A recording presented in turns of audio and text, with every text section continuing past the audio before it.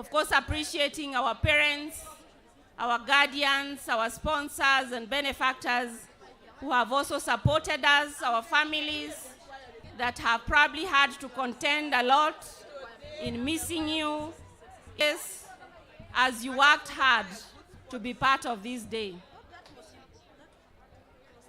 I would request that we maintain the silence that this occasion demands. Please, let us have some silence. Kindly, apart from the band, let us maintain silence in the graduation square. This is also a solemn event that should be marked with great respect. So let us honor that, and thank you for doing that. So once we have the last graduate come in, the academic procession, the guests of honor, and the party led by the Pro-Chancellor will also find their way in, and we shall remain standing until we have the national anthem, the East African anthem. We shall remain standing for the opening prayer. We shall remain standing as the University Academic Registrar reads the statutes from the University Charter, and we shall remain standing until the Pro-Chancellor constitutes officially the congregation of the 41st graduation ceremony of the Catholic University of Eastern Africa.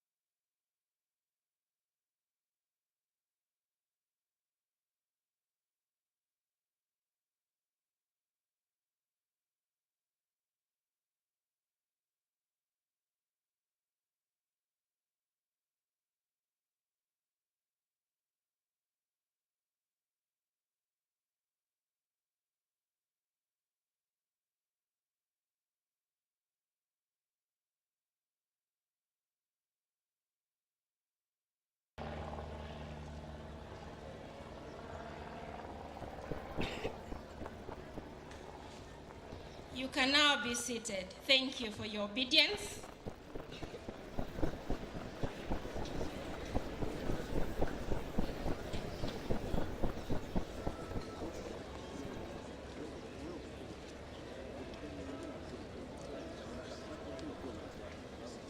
Thank you. Honorable Ezekiel Machogu, CBS, Cabinet Secretary, Ministry of Education, appreciating that after being sworn in yesterday, this must be your first mission on the job. We congratulate you and welcome you to the Catholic University of Eastern Africa. His Grace Most Reverend Philip Anyolo, Archbishop of the Archdiocese of Nairobi, and the Pro-Chancellor of the Catholic University of Eastern Africa, His Grace Most Reverend Anthony Muheria, Archbishop of the Archdiocese of Nyeri, and Chairman, the Catholic University of Eastern Africa Board of Trustees, His Lordship, Right Reverend Paul Kariuki Njiru, Chairman, University Council of the Catholic University of Eastern Africa, Your Lordships, Bishop members of the University Council, distinguished members of the University Council, Very Reverend Professor Stephen Mbogwa-Ngare, the Rector and the Vice Chancellor, the Catholic University of Eastern Africa and the DVCs, distinguished guests, parents, guardians, sponsors, graduates, faculty and students of CWEA, our invited guests who are here with us, ladies and gentlemen. Welcome to the 41st graduation ceremony of the Catholic University of Eastern Africa.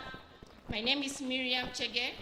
I will be your MC alongside my colleague, Dr. Evans Wabwire.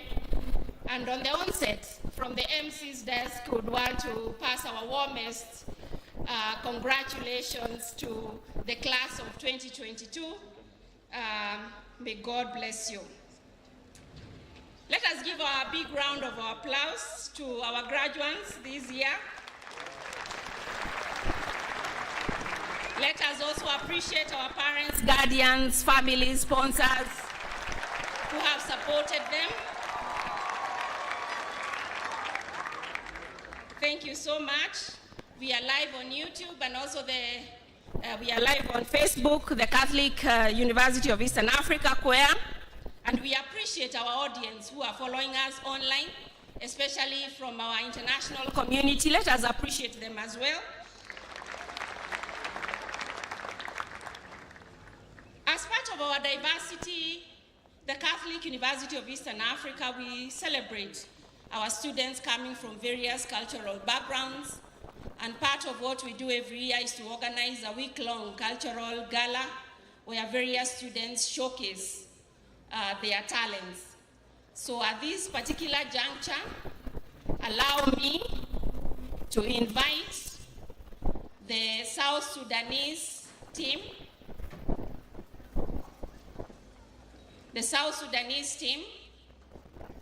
to kindly give us their piece of entertainment.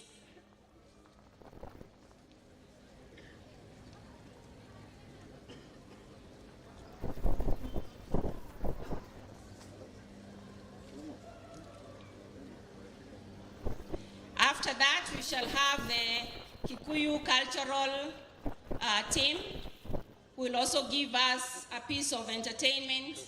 And I understand that these groups will be performing celebratory dances that were typical of happy occasions such as ours here today. The South Sudanese, are they ready?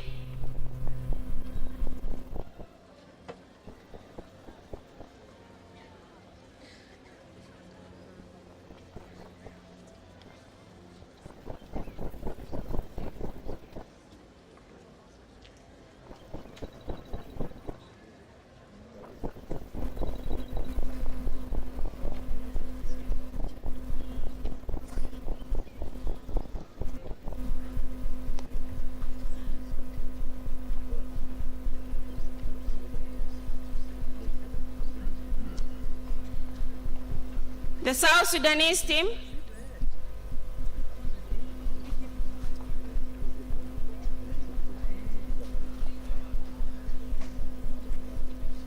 So as South Sudanese team prepare to come, and urgently so, allow me to invite the Kikuyu cultural dancers. These are students who won the 22 cultural gala with their performance, and this day we shall be honored and privileged to enjoy it here today. So without much ado, ladies and gentlemen, let us put our hands together and warmly welcome the Kikuyu cultural dancers.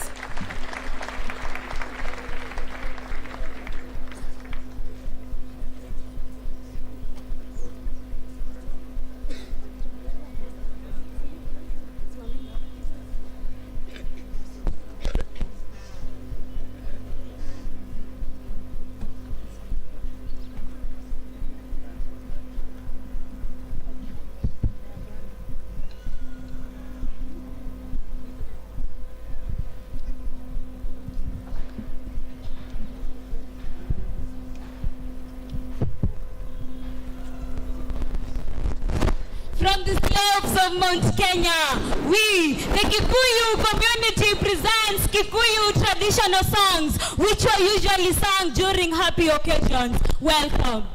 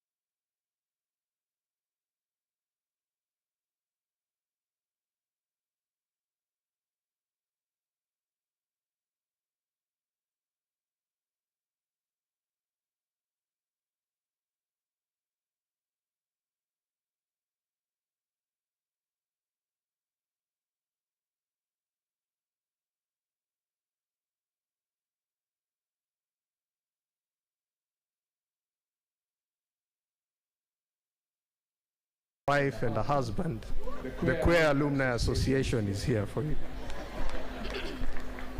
So as you transition to the world, armed with the necessary knowledge and skill and expertise, you assume the role of an ambassador at university.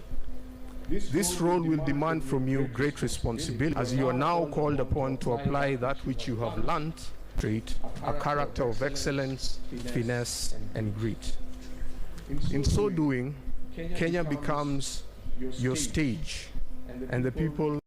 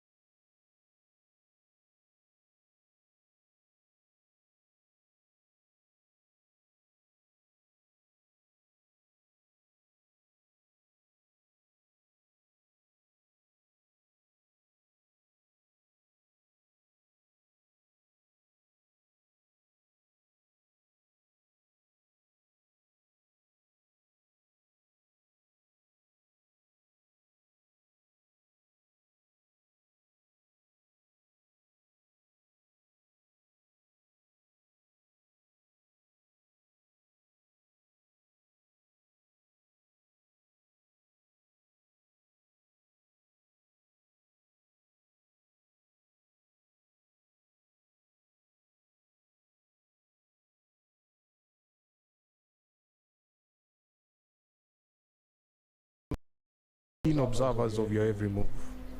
Your character will be put to test, your patience will be put to test, and your knowledge will be put to test. It will therefore demand from you a higher purpose, a solid example, and a good demonstration of character, and that they are endowed by their Creator with certain unalienable rights, that among these are life, liberty, and the pursuit of happiness. Therefore, with these skills and knowledge, we send you out there to make the impossible. We send you, the researchers and scientists, to discover that which has not been discovered. The lawyers practice the law diligently and adjudge impartially. We send out the academics, teachers, to dispense their knowledge to the young and to the old. The entrepreneurs to keep the economy moving and finance. The creatives to entertain. The innovators to innovate. Aji to guide us in our spiritual journey. There are no limits to our efforts, no obstacles greater than our determination, and no challenges that we cannot overcome. We must be bold and persistent in our efforts to effect positive change in society. But as we strive for this change, we must not be naive. All of you are set to join a working environment, a world that has men and women with corrupted values, who engage in dishonest transactions and which compromise their integrity. In this same world and working environment, you have men and women of integrity, celebrated for their service, added for their hard work. In the fullness of time, we shall reside in the latter rather than the former. Therefore, graduates, you now wear the badge written Catholic University. This badge will be on display at every stage in your life from here on. The name of the institution has an indelible place in your curriculum vitae. This name will be there when you seek employment, when you seek political office, and when you rise to the greatest heights of your career. From now henceforth, you will be associated with this university, and this university will be associated with you. From here on, where will be your brand? So be cautious what you say, how you say it, and what you do. Having earned your stripes today, wear your badge with pride and confidence. Build friendships and forge bonds that will outlast your career. Create businesses that will sustain your families and the world, and protect and conserve the environment for generations to come. In closing, your character will be the most important truth you display to the world. This realization calls upon each one of you to have a higher sense of duty and of purpose. It calls upon you to be authentic and to be mindful that not only are you an ambassador of this great university, but you are a product of this institution. So, graduates, as you celebrate your joyous occasion with pomp, color, and remember, you are a product of Quer, defined by its values, instilled of its knowledge, buoyed by its praise, and approved of its quality. Thank you, and God bless you. Let us appreciate Meshach once again kindly.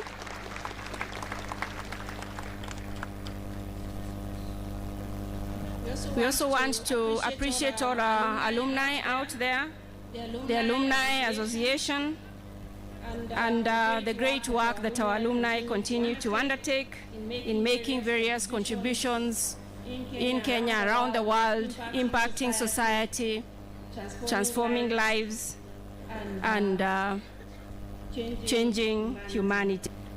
Allow me to now move on to the next session.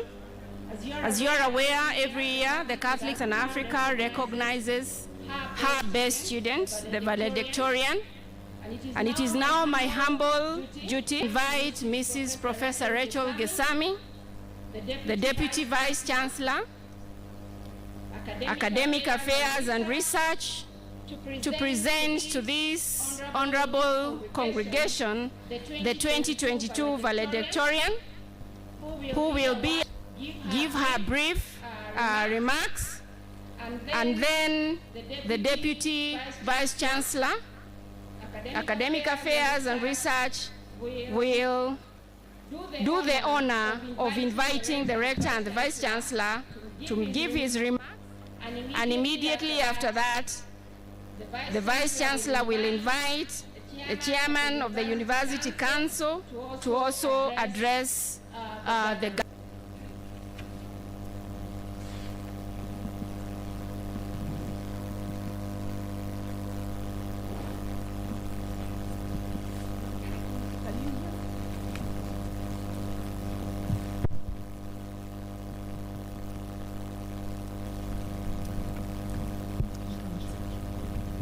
It's just been working. Okay, that's better.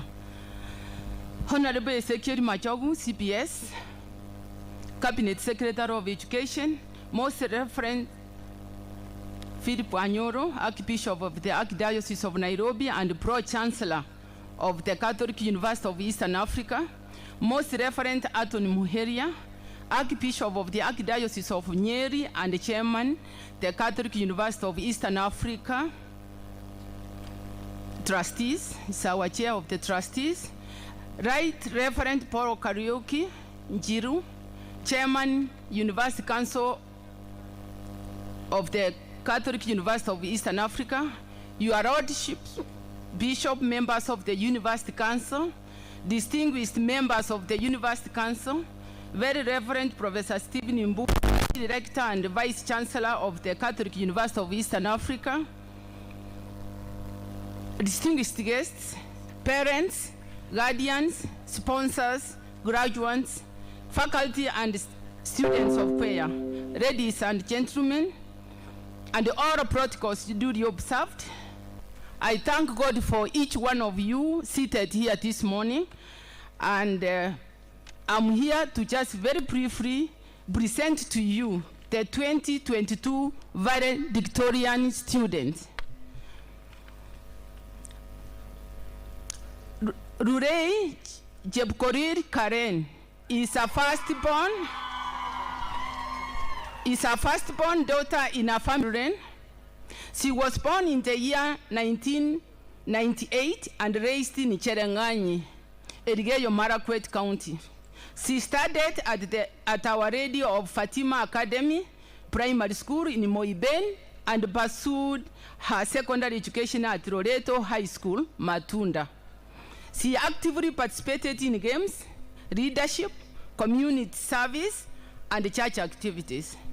She later joined the Catholic University of Eastern Africa in August of 2017 to pursue a Bachelor of Science degree in nursing. During her studies at the university, she was a member of the Christian Union family and participated in community service activities at individual and university level. I hereby introduce the valedictorian of the 2022 class, Rurei Jebkorir Karen, registration number 1032682 of the School of Nursing of the Catholic University of Eastern Africa, who obtained, and this is important, because to be in this category, you need to be very good in your studies. So she obtained a mean score of 78.1%. Karen?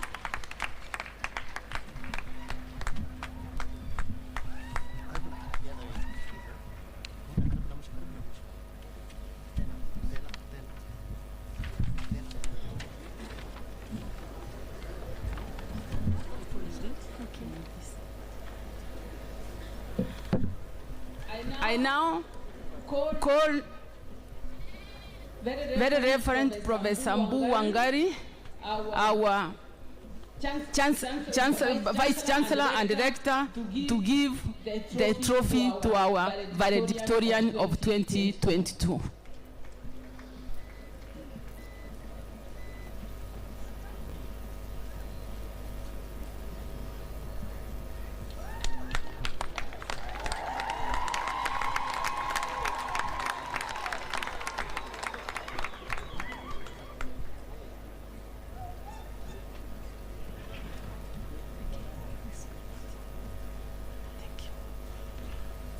Okay, first and foremost, allow me to acknowledge the presence of the Chancellor, the Chief Guest, members of the University Council, the Vice Chancellor, Deputy Vice Chancellor Academics and Research, all other Deputy Vice Chancellors present, distinguished guests, Queer Fraternity, good morning. My name is Karen Lulei from the School of Nursing.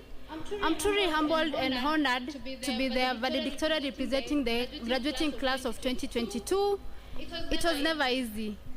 It was purely by the grace of God. A few days ago, I received a call from my school informing me that I'm the valedictorian of the year 2022. I was somehow confused and elated.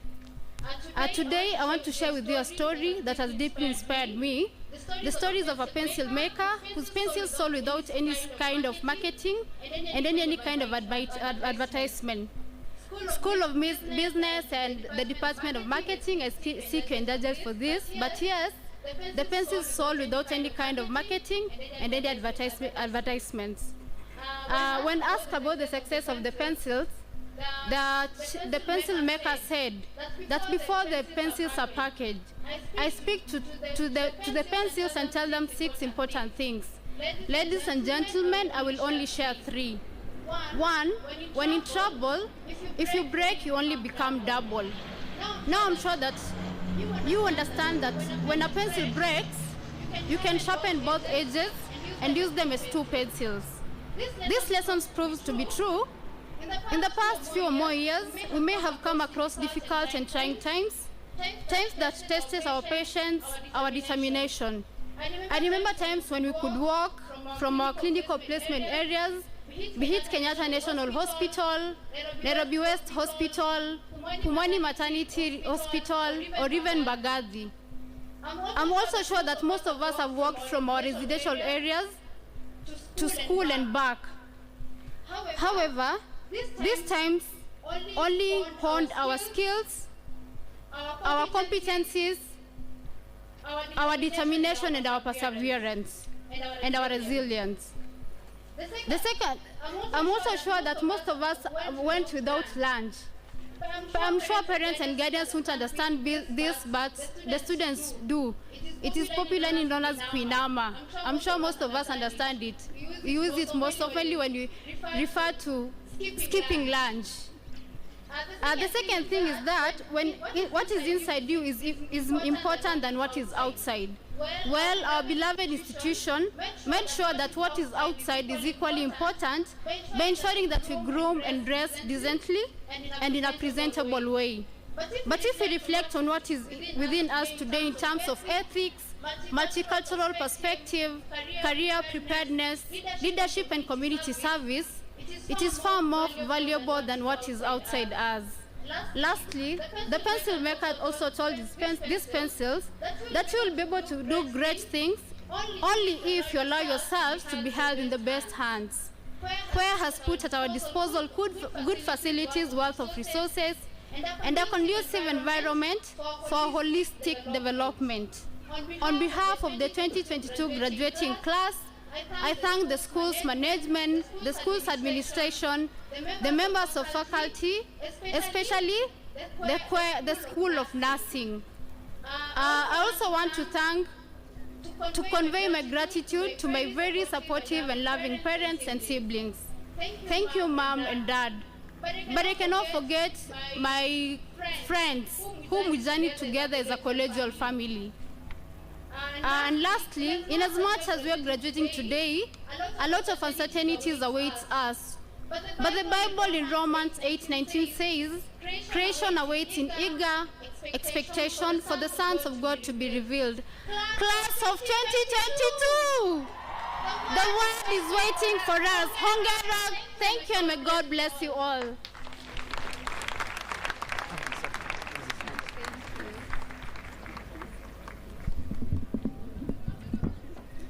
Thank you so much, Karen Jepkorir. Let us give her another big round of applause. 2022 valedictorian. I'm also happy to note that we share an alma mater with her, Loreto High School, Matunda. So I'm very proud of her. So allow me to now invite Very Reverend Professor Stephen Mbogwangare, the Rector and Vice Chancellor of the Catholic University of Eastern Africa, to make his remarks. Let us appreciate him as he takes to the podium. Thank you very much.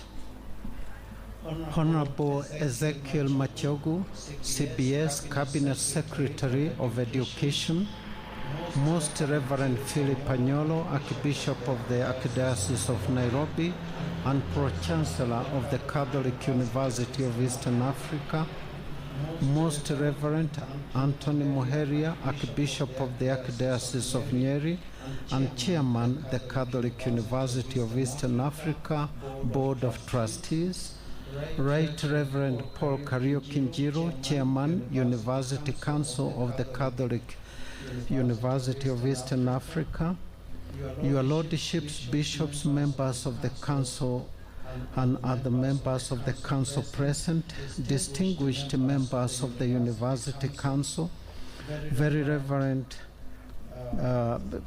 Deans, Directors and others who are here, distinguished guests, our faculty members, our staff of the Catholic University of Eastern Africa, parents, guardians, sponsors, and ladies and gentlemen, welcome to the Catholic University of Eastern Africa 41st generation graduation ceremony. This is the first on-site graduation ceremony Queer has had after the COVID-19 pandemic, and we are very proud to God for making it possible to have a face-to-face graduation.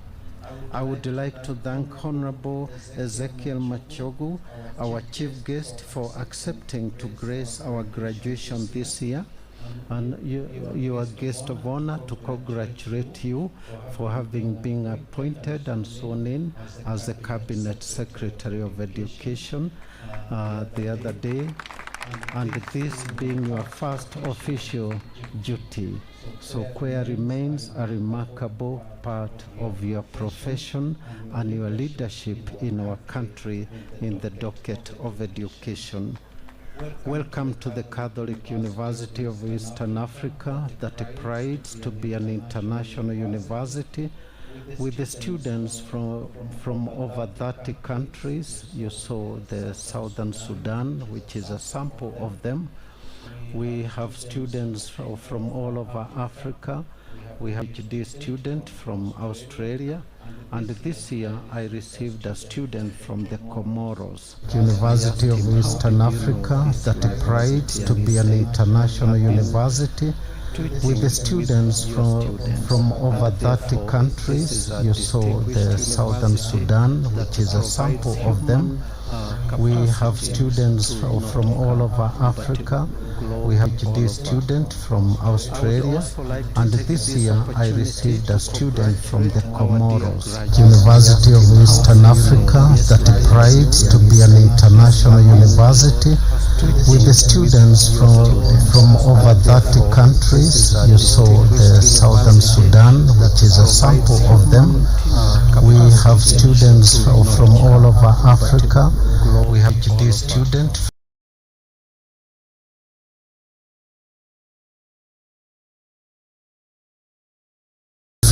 that prides to be an international university with the students from over 30 countries. You saw the Southern Southern Sudan, which is a sample of them. We have students from all over Africa. We have Judean students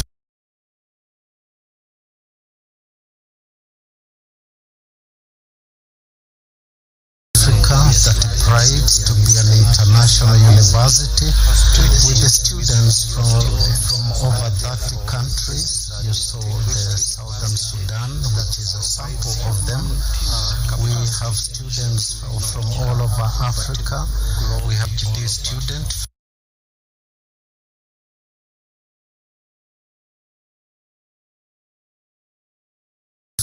That prides to be an international university with the students from over 30 countries. You saw the South.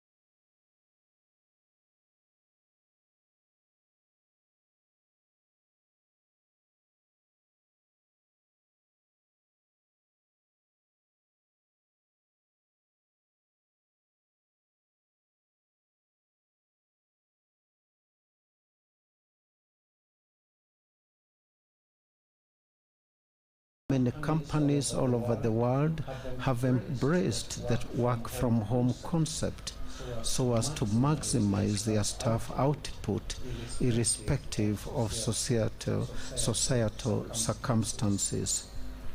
In response to the changes facing the world out of the environment, and in response to His Holiness Pope Francis II encyclical titled Output irrespective of societal circumstances. In response to the changes facing the world out of the environment, and in response to His Holiness Pope Francis II encyclical irrespective of societal circumstances. In response to the changes facing the world out of the environment, and in response to His Holiness Pope, that is the Bachelor of Arts in Environmental Planning and Management. Other programs will benefit from this program, with many students having the option of taking courses in the environmental program in order to enrich their respective curriculum of environmental management in preparation for their positive contribution to the society. These are but few examples of queers taking advantage of opportunities of the changing global dynamics in order to improve our quality of education and train our students and staff with the skills needed to navigate the world today, in the areas of academics and professionalism. I advise our graduates to keep growing professionally and academically by taking short professional courses to add that will give you an advantage as you grow in your career. As you know, we also ascribe to lifelong learning. Our university will offer you opportunities to acquire this objective. This will help you improve your analytic and research skills when it comes to understanding your respective professionals. But I also ask you that you do not forget the values you have learned in Koya. Embrace our university's Koya values, for this is what makes you clearly stand out in the job market as Koya graduates. Witness to life, prayer, honesty, excellency, truthfulness, commitment, competence. These are that you need to continuously embrace in your day-to-day professional and personal lives to make you value-oriented professionally and personally. The guest of honor, sir, we also make our students practice these values every Thursday at midday mass. Our students make contributions of food and other materials and finances that assist our very poor students. And we want to tell you today that none of our poor students lacks food. It is provided by our faculty, members of staff, and our students as part of creating that awareness of charity, gratitude to God, and philanthropy. We will continue to grow our students in these values so that when you stand out and represent us in the society, you will embrace and represent the values that humanity calls for. Once again, I would like to congratulate our graduating class of 2022. May God bless you and your individual missions, and may He bless the Catholic University of Eastern Africa, and may you continue to be with us as members of the alumni. This, may I now take the opportunity to welcome our Chair of Council, Right Reverend Bishop Paul Kariuki, our Chair, and also the Bishop of the Catholic Diocese of Embu. Karibu, Your Excellency.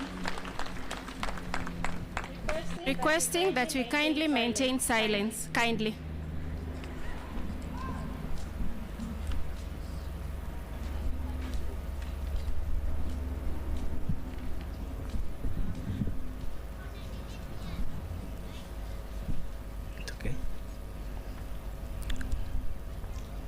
God is good. God is good. And all the time. This is the day the Lord has made. Let us rejoice and be glad. Honorable Ezekiel Machofu, CBS Cabinet Secretary of Education, Most Reverend Philip Anyoro, as Bishop of the Archdiocese of Nairobi and Pro-Chancellor of the Catholic University of Eastern Africa, Most Reverend Anthony Muheria, the Archbishop of Archdiocese of Nyeri, and the Chairman of the Board of Trustees of the Koya University, your Lord Bishops, members of the University Council, distinguished members of the University Council, the Reverend Professor Stephen Bogu Ngari, Rector and Vice Chancellor of the Catholic University of Eastern Africa, faculty and staff of Koya, distinguished guests, parents, guardians, sponsors, and our dear graduates, and our guests and all those who have joined us today. Ladies and gentlemen, good morning. Today we are delighted to have Honorable Ezekiel Machofu, the Cabinet Secretary of Education, with us as our chief guest as we celebrate Kweya's for the first graduation ceremony. We are also delighted to have with us His Grace Archbishop Anthony Muheria, our University Chairman of Board of Trustees. Today, our real guests of honor are our graduates who have worked hard to earn the certificate, diploma, or degrees they are about to be awarded today. And we thank them. At the same time, we thank the graduates' parents, guardians, or sponsors for choosing Kweya as a university of their choice, so that their sons and daughters can benefit from these oases of education. In July this year, we, the leadership of the university, participated in a plenary of university sponsors, the Association of Member Episcopal Conference in Eastern Africa, which is chaired by His Excellency Right Reverend Charles Kasonde, who is also Kweya's University Chancellor.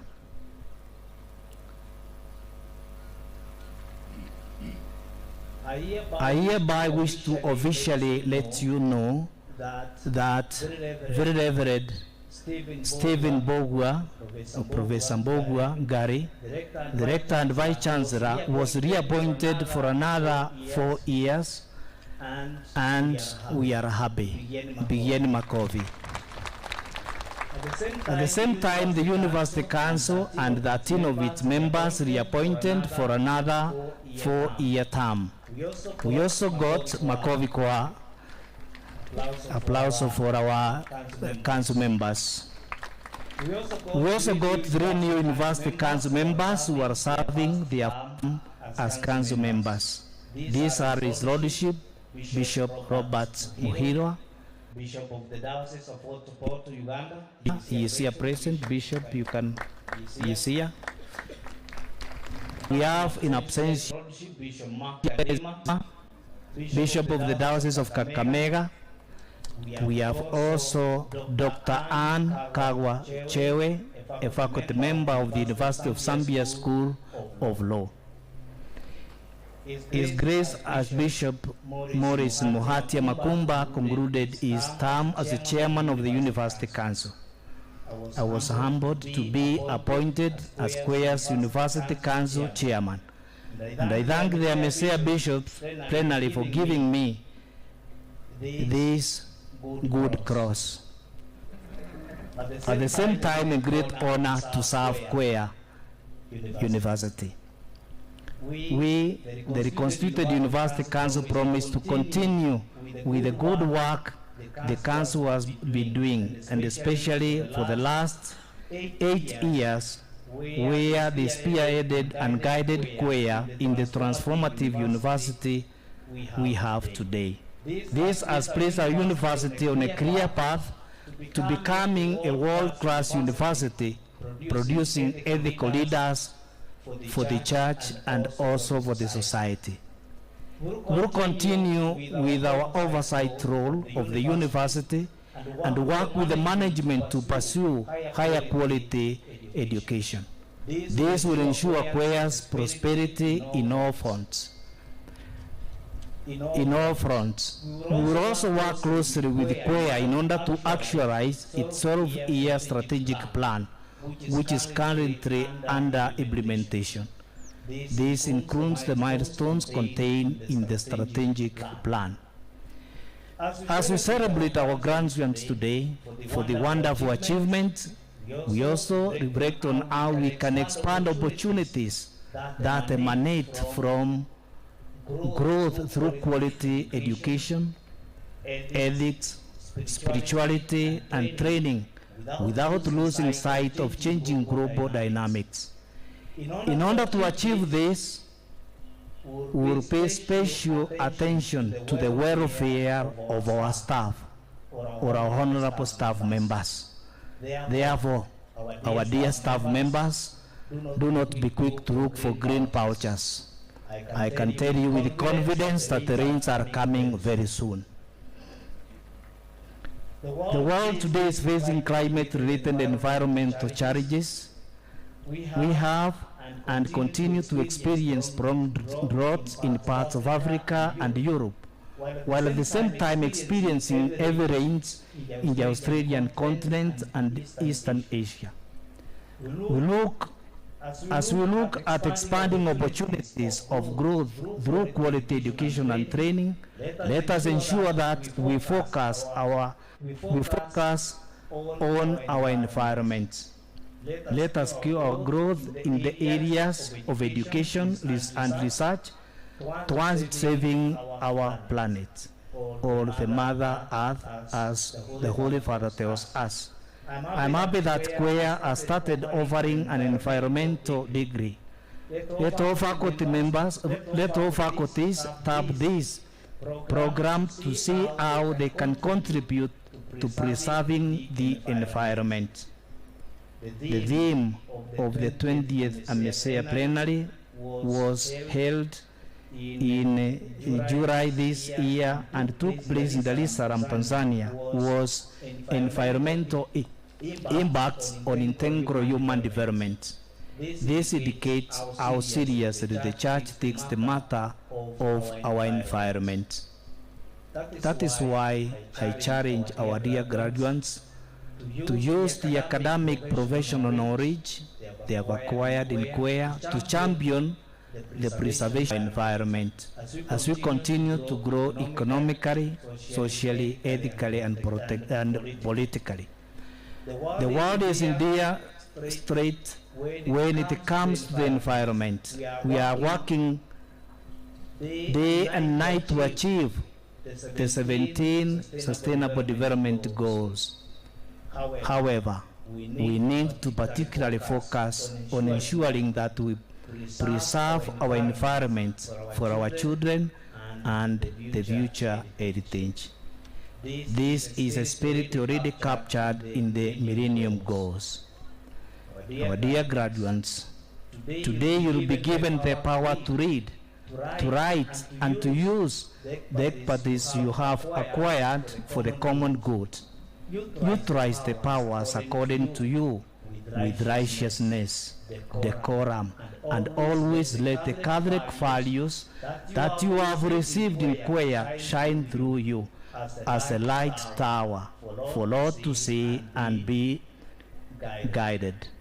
At the same time, do not disregard the wisdom of elders, your dear parents, your sponsors, your guardians, grandparents, the people out there. They have a lot of wisdom to offer. Consider them. Make use of their wisdom. And to conclude, I give a very brief story of a man who had 3 sons, and time came for him to share his property, and he felt that time is coming for him to leave this world. He called his 3 sons and he told them, I do not have much, but I have something to share with you as heritage. I have 17 camels, and when I'm gone to live with the elders and with my Creator, this is how we will share this wealth. The firstborn, you will get half of 17. The second-born will get 1/3 of 17. And the third one will get 1/9 of 17. When the old man died and was buried, they gathered together to follow the will of their father. And there was a dispute, because the elder son said, I have to get half. What is half of 17? 8.5. then one camel would have served to be divided, to give half. The second one was given 1/3. What is 1/3 of 17? 5.66666. There was a problem to get that. And 1/9 of 17, that is 1.88888. So they could not agree how to divide this. They almost fought. And the young son said, "Young man, my dear brother, 8 is enough for you." And the man said, "It is not enough because my dad said half of 17. After all, when you were in school, because he was a teacher, I was the one who was taking these camels far to graze." And the other one said, "Well, I have also to get my share." So they could not agree how to divide. But they said, when our dad was alive, there was this old man, 90 years, who would come home if we had any problem, and our dad would consult him. They said, "Let us go to that elderly man." And the young one who was a teacher said, "That young man, that old man, he cannot give us anything. He is senile, he is old, outdated." But the elder son said, "No, let us go to him." They went to him, and the man listened to them and said, "Well, go back home. Tomorrow morning I will come and I will give you a solution." The next day, the old man was 90 years. He took one of his camel and went to this family, and he told the 3 sons, "I give you this one as an extra gift because your dad was so dear to me." And he asked, let us follow the will of your dad. Now that you have 18 camels, what is half of 18? 9. So he told the elder son, "Take 9. He went and selected 9. He told the other son, "What were you given?" 18 divided by 9 of 18. What is 1/3 of 18? 6. Now, so the young man was 9 plus 6 is what? And the last 15. 15 were you given? 1/9. 18 divided by 9, 2.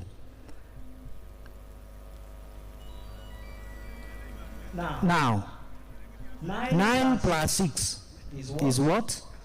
15. 15 plus 2. 17. And the elder man took his camel and went home. The all of them left satisfied. Nobody got less. The one who was to get 8.5 got 9. The one who was to get 5.6, he got 6. The one who was to get 1.888, he got 2. And the elder man went with his camel. They were left wondering, how did this man work out? How did this man use his wisdom? My dear brothers,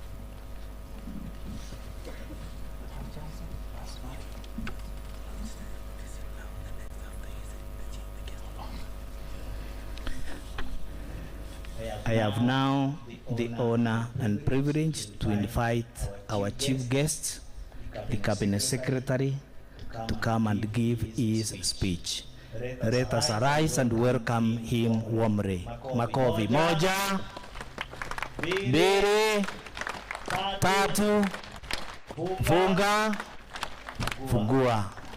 Asante. Welcome, sir. Thank you,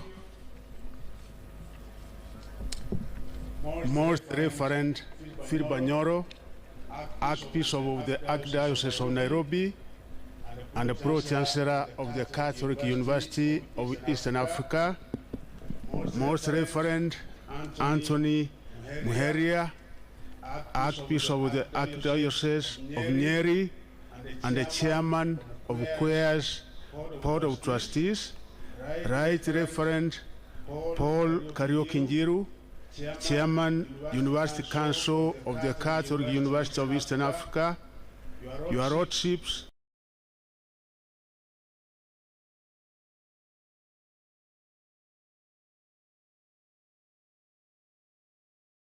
Professor Stephen Mbua Gary, Vice Chancellor of the Catholic University of Eastern Africa, distinguished guests, parents, guardians, sponsors, undergraduates, faculty, and students of CUEA, ladies and gentlemen, good morning. The Catholic University of Eastern Africa had invited His Excellency Dr. William Samoei Ruto, CTH, the President and Commander-in-Chief of the Republic of Kenya, to grace the graduation today, but he asked me to attend in his stead, owing to the urgent and prior arrangements. Your Graces, Your Lordships, ladies and gentlemen, CUEA has been a great partner of the Government of Kenya over many years in the area of university education.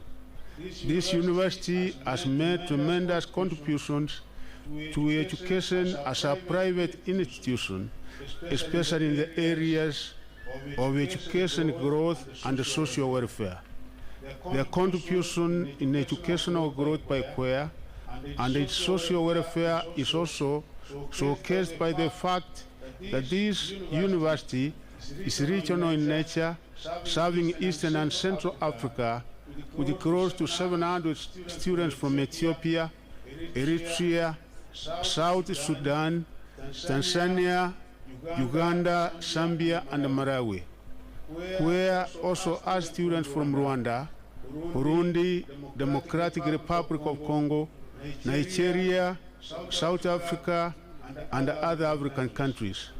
In addition, the fact that CUEA has 7,920 students in session this semester is a clear indicator that the university is one of the leading private universities in the region whose focus on value education is highly appreciated. Along with all other universities, I encourage CUEA to continue increasing its global footprint of students and place additional emphasis on the community-driven research and training so as to rise up in the global university rankings. Ladies and gentlemen, today's graduation theme is expanding opportunities for growth, quality education and training in the context of changing world dynamics, which is in tandem with the direction we could like our country's education sector to take. In this spirit, on 30th September 2022, His Excellency President Dr. William Samoei Ruto appointed a working party on education reforms to assess and make robust recommendations on the basic and tertiary education sectors. Through public participation and realignment, this working party will take stock of the gains of the CPC and make recommendations which will strengthen its implementation. Your Graces, Your Lordships, graduates, ladies and gentlemen, as far as the university sector is concerned, this administration will work closely with the university fraternity to ensure that they, one, play a key role in conducting cutting-edge research and innovation, which will in turn catalyze our socio-economic transformation as a country. Two, align their research and training to the community around them in order to make their service more relevant and impactful. Three, tailor-make their programs and courses to the industry needs and requirements. Four, establish linkages, collaborations, and partnerships with the various stakeholders to augment their programs and catalyze their research output. Five, cultivate a niche which will make their programs and products more relevant and impactful. 6. Endeavor to churn out graduates who are strong, not just in mind, but also in character. Your Graces, Your Lordships, graduates, ladies and gentlemen, the effect of technology has affected the world over immensely. I challenge our tertiary education institutions to take up a central role in making Kenya a driving force in technology and industrialization. I am pleased to know that this university has not been left behind in science and technology. I'm happy to see that for over 10 years, where has housed IPM Research Lab, Africa, IPM's 12th Global Research Lab, and the first industrial research facility on the continent of Africa. At the same time, for the last 5 years, has hosted a company that builds and operates state-of-the-art carrier-neutral data centers to serve clients. I'm also happy to see that for over 12 years, Kenya Education Network Trust, the National Research and Education Network, has partnered with QUARE and placed servers at the university, which serves over 6 universities and the university colleges in the locality. Finally, ladies and gentlemen, as I take over the office, I have received a comprehensive brief from the Kenya National Examination Council on the preparedness for the administration of the upcoming national examinations and assessments. I am happy to assure the nation that the government is ready to successfully conduct the 2022 national examinations. It has also been brought to my attention that some crooks are conning the public by selling fake examination papers. The government has cracked down on one of the social media cartels and has arrested the key leaders, one of which is a university student, but not from this particular university. Members of the public, parents, heads of institutions, and candidates are therefore warned on engaging or aiding in any form of examination malpractices. Last but not least, to the graduates, I hope you took advantage of these facilities in QUARE as you pursued your studies. I am confident that you have been informed to become value-based scholars and professionals in your respective areas of specialization. We in the government look forward to working with you directly as employees or indirectly as scholars, professionals, and entrepreneurs as you take the next step in your lives and careers. Once again, congratulations on your graduation today, and congratulations to QUARE and all your constituent and affiliate colleges for working tirelessly to produce such quality graduates for Kenya, East Africa, Africa, and the world as a whole. Thank you all, and may God bless you. Thank you.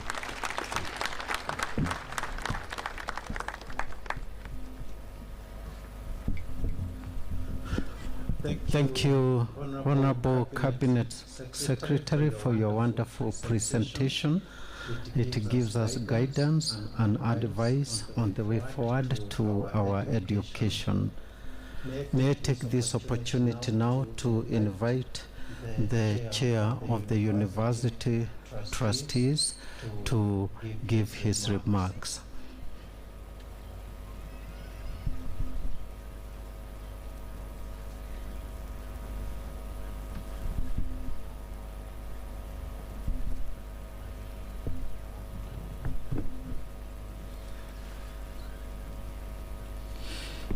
The Honorable Cabinet Secretary of Education, Honorable Ezekiel Machogo, CBS, Your Grace Archbishop Philip Anyolo, Archbishop of Nairobi and Pro-Chancellor of the Catholic University of Eastern Africa, Your Lordship Bishop Paul Kariuki Njiru, Chairman Universal Council of QUARE, Your Lordships, bishops, members of the University Council, distinguished members of the University Council, Very Reverend Professor Stephen Bugwa Ngari, Vice Chancellor of Choir, distinguished guests, parents, guardians, sponsors and graduates, faculty and students of Choir, ladies and gentlemen,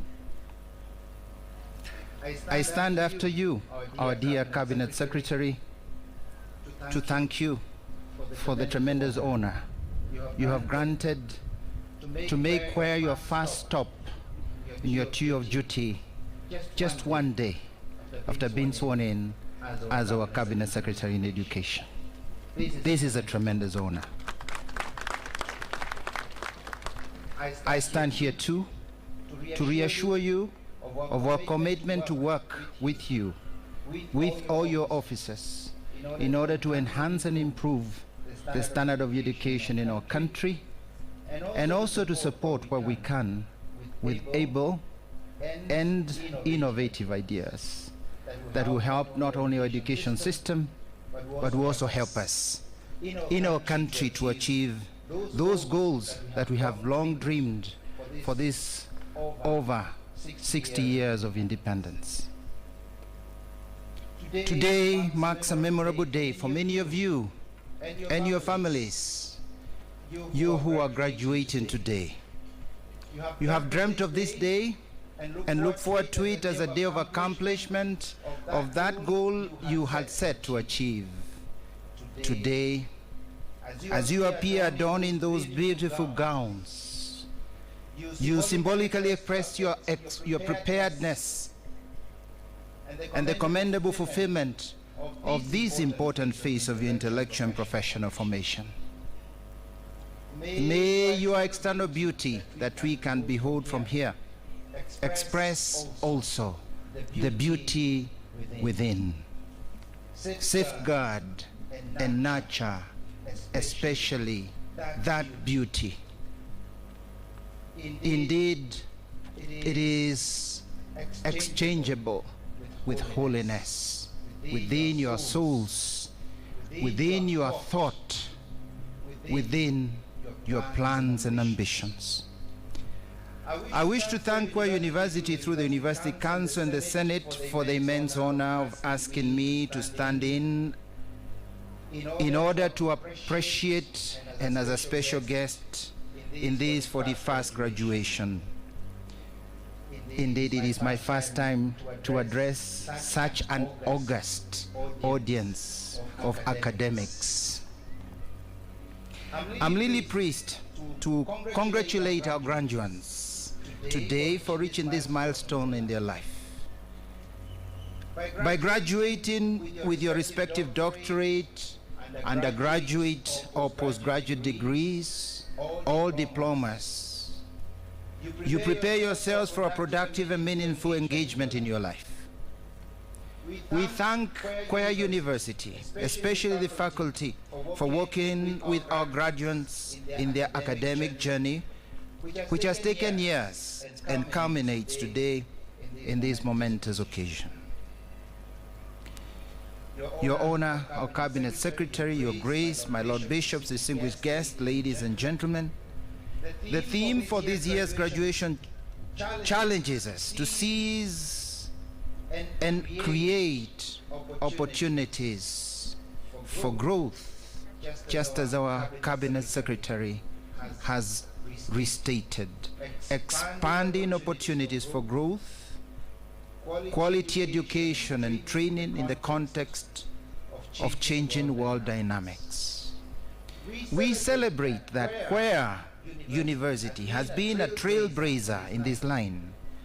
The university has developed market-sensitive programs and as an innovative hub which directly responds to this graduation theme.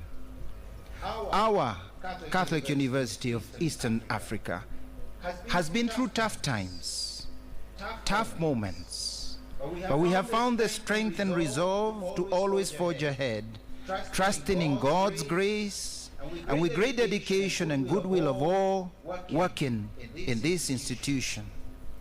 For this, today, I wish to extend on behalf of AMMESEA, the Association of Member Conferences of Eastern Africa, a big congratulations to you all, faculty, support staff, administration, and in a special way to the Senate and University Council for a splendid and a courageous spirit. In 2016, the government of Kenya decided to partner with private universities in the country so as to expand the pool of universities with government-sponsored students. In response to her mandate and mission, the Catholic University of Eastern Africa embraced this partnership in order to reach out much further in offering quality education to all, irrespective of their faith and economic standing, and especially to those who otherwise would have found it very difficult to undertake their studies. Dear graduates, as you leave this graduation square, realize that you must be courageous enough to surf the waves that life presents to you, as well as to be skilled enough to take full advantage of them. Some of these waves that life will throw to you may at first seem unsurmountable, even unsurmountable threats. But with the combined moral, professional, and human skills you have acquired in this great university, you ought to turn them into wonderful opportunities. Graduation day does not mark an end nor a final destination. In fact, it only creates a runway for takeoff to greater heights. Our graduation theme today challenges you to set out a roadmap of growth. Do not be satisfied with what you have achieved thus far. You can choose to further grow your career academically by pursuing professional courses and postgraduate programs, of course, offered here in Catholic University of Eastern Africa first. With the help of today's technology, you have a myriad of possibilities through virtual learning. But growth grows beyond academic and professional pursuits. Grow your mind and grow your soul. Acquire soft skills and people skills. Grow your heart in care and service. No doubt you have a good foundation. So as you graduate today, we believe you have acquired skills that make you the best academics and professionals in your respective areas of study. Be eternally grateful to your families and guardians for the sacrifice they have made to enable you to reach here. And kindly, I invite you to applaud your family and your guardians who are here present.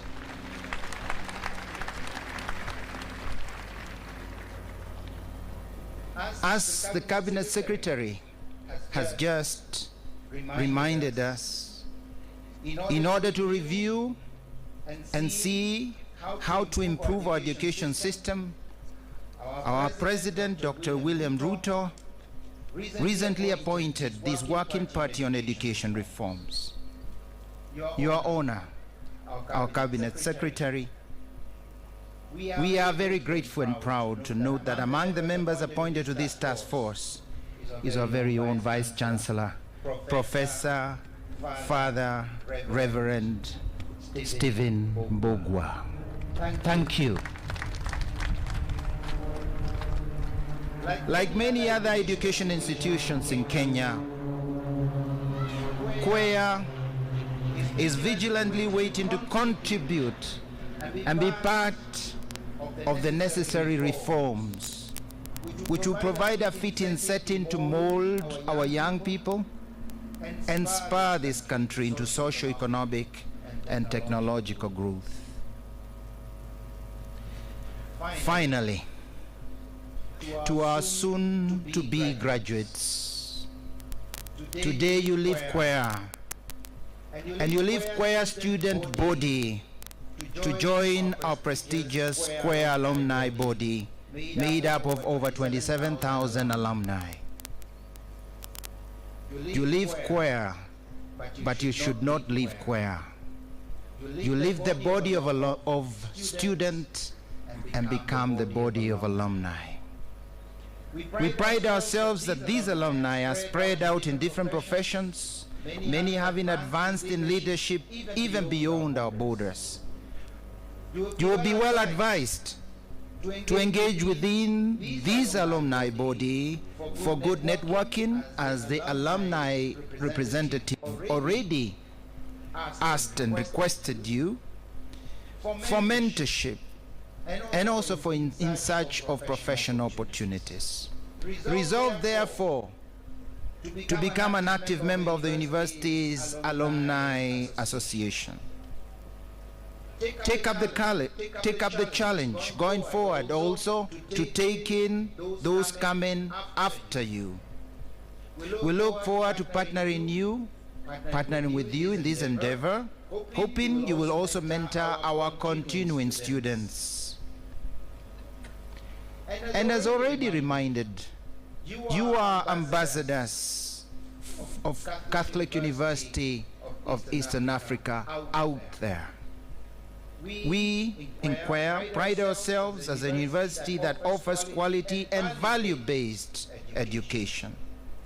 As an ambassador of Queer, you are expected to give your best in what you do and to be a champion of values.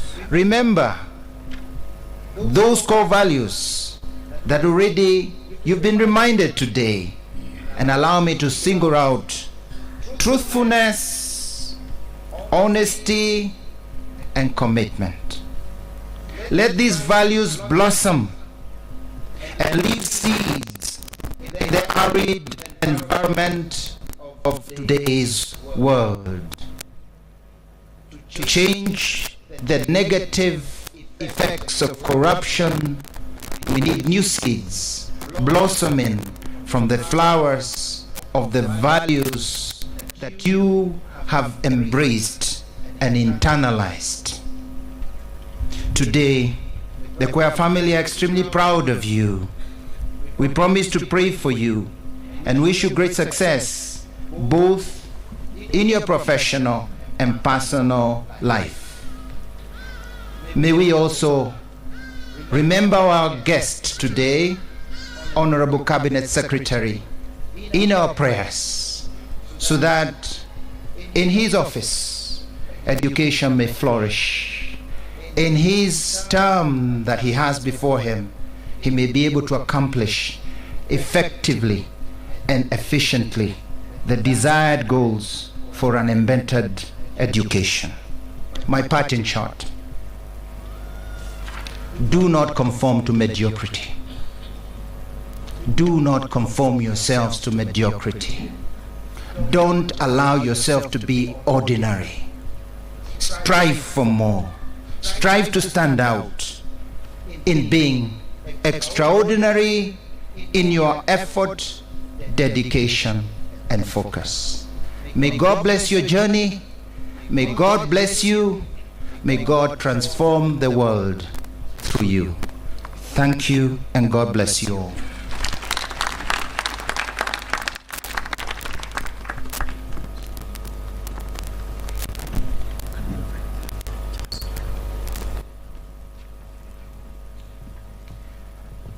This juncture is my honor and privilege to invite our Pro-Chancellor of the Catholic University of Eastern Africa, Most Reverend Archbishop Philip Subira Anyolo, to come and address us before he presides over the graduation ceremony. Kindly, may we rise to welcome him. With a round of applause, please. Welcome, Your Grace, Archbishop.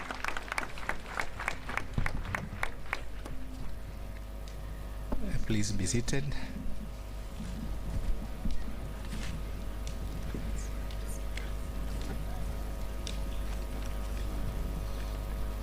So, Honorable Ezekiel Machogu, CBS Cabinet Secretary of Education, we congratulate you. As said already, we assure you of our prayers. The Ministry of Education is a busy one and fundamental in our human life, and so in fact the entire humanity. It is a relentless ministry that should always never have any time absent from the growth of any child, the growth of a nation. Congratulations and prayers. Most Reverend Anthony Muheria, Archbishop of Archdiocese of Nyeri, Chairman, the Catholic University of Eastern Africa Board of Trustees, Right Reverend Paul Kariuki Njiru, the Chairman, University Council of the Catholic University of Eastern Africa, Your Lordships, Bishops of the University Council here present, distinguished members of the University Council, Very Reverend Professor Stephen Mbugu Wangari, Rector and Vice Chancellor of the Catholic University of Eastern Africa, distinguished guests, parents, guardians, sponsors, and graduates, faculty and students of Queer, ladies and gentlemen. On behalf of the Association of Amesea Episcopal Conference, Member Episcopal Conference in Eastern Africa, I welcome you all to Queer 41st graduation ceremony. Graduates, congratulations for your accomplishment today, and congratulations to the parents, guardians, sponsors, and all people of goodwill. And congratulations for graduates also for supporting your lifeline definition to help the world. I would like to take this opportunity to thank His Excellency Right Reverend Charles Kasonde, the Chancellor of Queer, for inviting me to preside over the graduation mass which was held yesterday, and to preside over this 41st graduation celebration and ceremony. Due to pressing engagements that were not able to be rescheduled, the Chancellor was not able to join us today. We pray for him wherever he is, that his work may bear fruit. Our chief guests, Your Grace, my brother bishops, ladies and gentlemen, Queer was formed by Amesea to evangelize the good news through teaching and research. In 1961, during a plenary in Msimbazi, Dar es Salaam, Tanzania, bishops of the Eastern Africa region envisaged forming a tertiary institution to cater for the formation of the clergy. Today, Queer's vision is to be a university that empowers people to become ethical leaders for the church and the society. As you can see, our primary purpose as a university has not changed. It has just been expanded to encompass all to be the clergy, the brothers, sisters who are religious, and also all children of God. As we look into ways of expanding opportunities for for growth through equality education and training, which is the theme of this year's graduation, not only should we appreciate the world's changing dynamics, we should also remember that our purpose as a university is to form all who come through our gates to become ethical leaders. Therefore, engaging in innovation and human development should be within the threshold of ethical leadership. Individualism in the world today has increased considerably.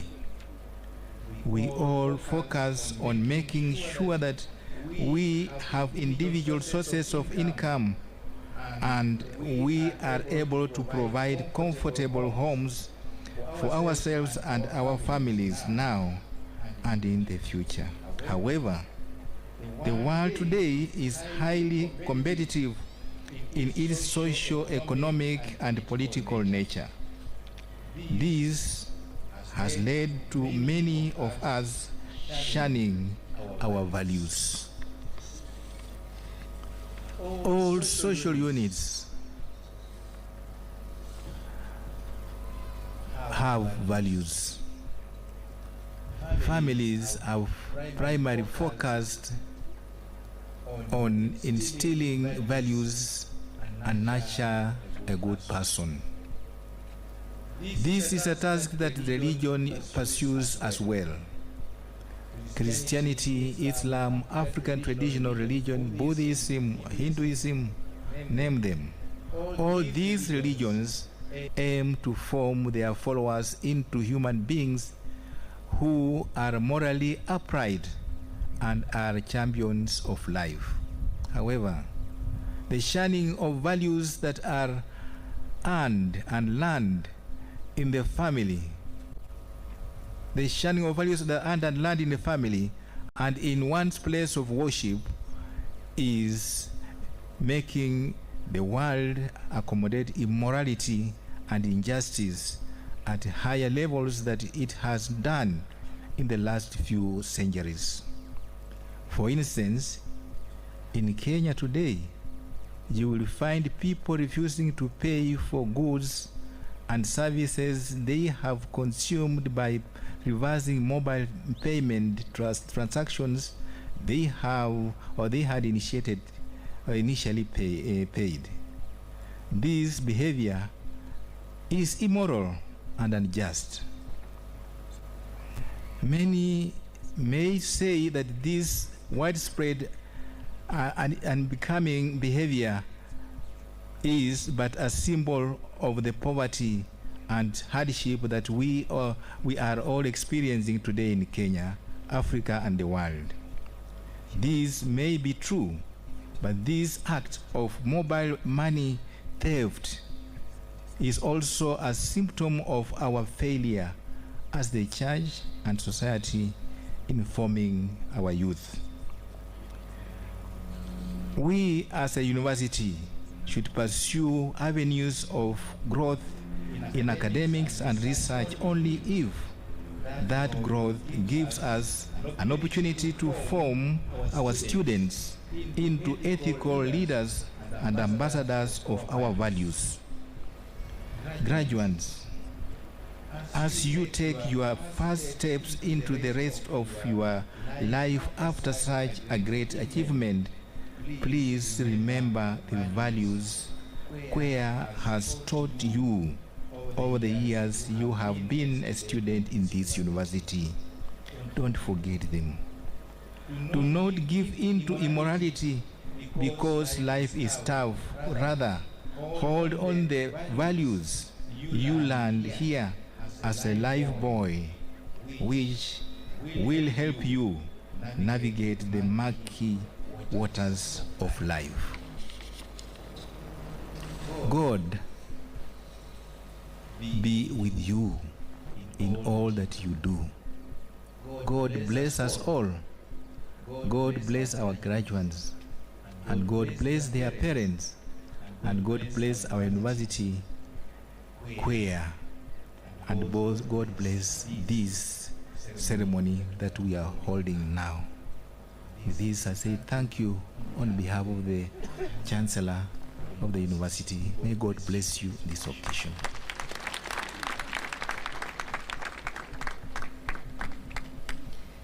Thank you so much, the guest of honor, sir. Your Graces, Your Lordship, the Rector and the Vice Chancellor, all for your remarks. We do appreciate. Let us give all of them another big round of applause, please. We're moving on well. We'll have a brief interlude of entertainment before we move on to the conferment of degrees. Allow me to invite the Burundian team who are on standby. Let us appreciate them as they come.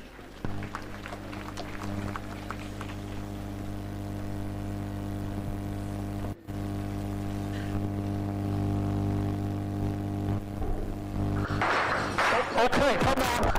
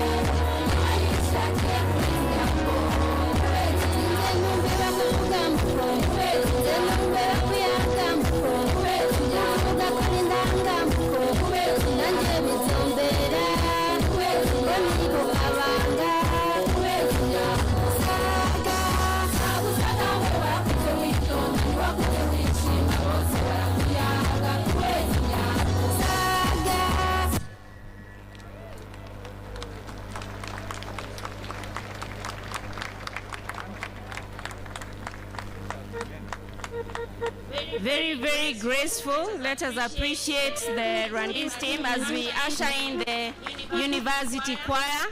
Thank you so much for that wonderful performance. That is the University Choir coming in. Immediately after, we shall have the liturgical dancers who will close that section of the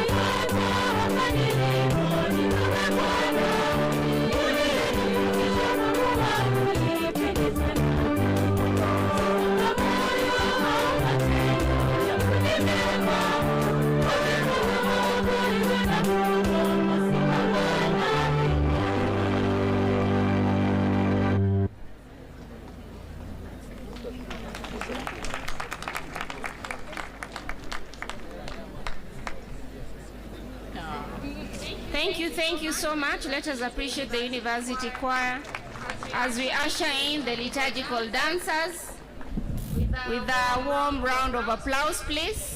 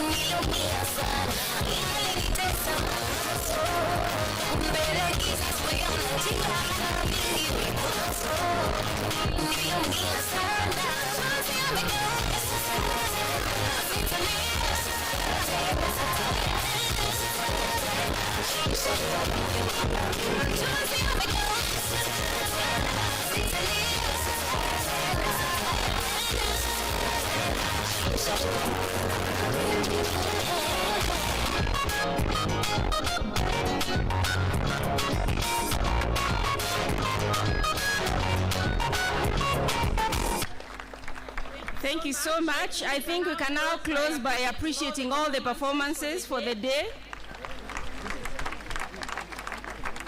Also appreciating the benefit of youth and what youth can do, right? Thank you so much. We are now coming to the very reason of this day, the conferment of the degrees and the award of diplomas for the various programs. And to guide us into that session, allow me to now invite my co-MC, Dr. Evans Wabwire, who will guide us into the next session. Thank you.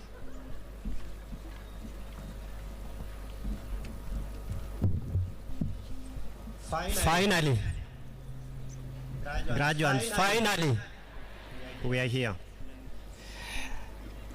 This is the moment we have all been waiting for, and I think for some of you, especially the graduates, you have had to wait for 2 years, if it is 2 years program, 3 years for 3 years program, and 4 years, and even more. And allow me to invite Madam Mrs. Professor Rachel Gesami, Deputy Vice Chancellor, Academic Affairs and Research, to lead us in the conferment of various degrees and diplomas.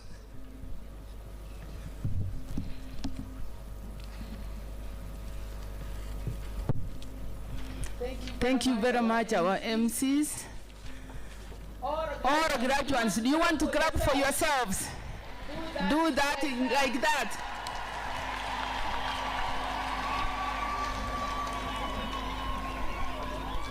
Thank you very much.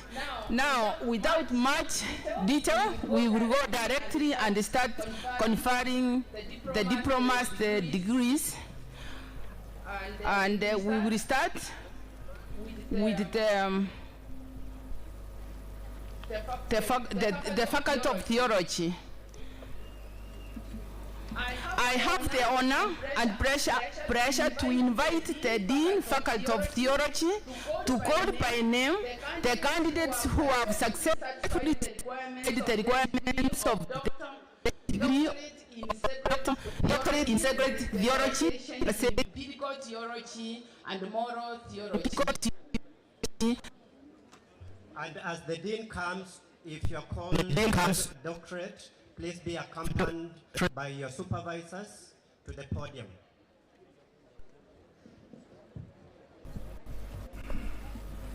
Summa cum laude Christopher Ndababira. Title: Revelation of Unknown God, Acts chapter 17 verses 22 to 30. The rhetorical challenge of the gospel reception in the Rwandan traditional religion. Supervisors: Reverend Professor Albert Mundere, Reverend Dr. Peter Mwema.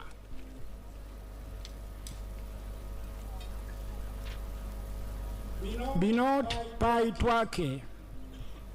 Title: Reading of Mark chapter 12 verse 28 to 34 as a rhetoric narrative in the African context.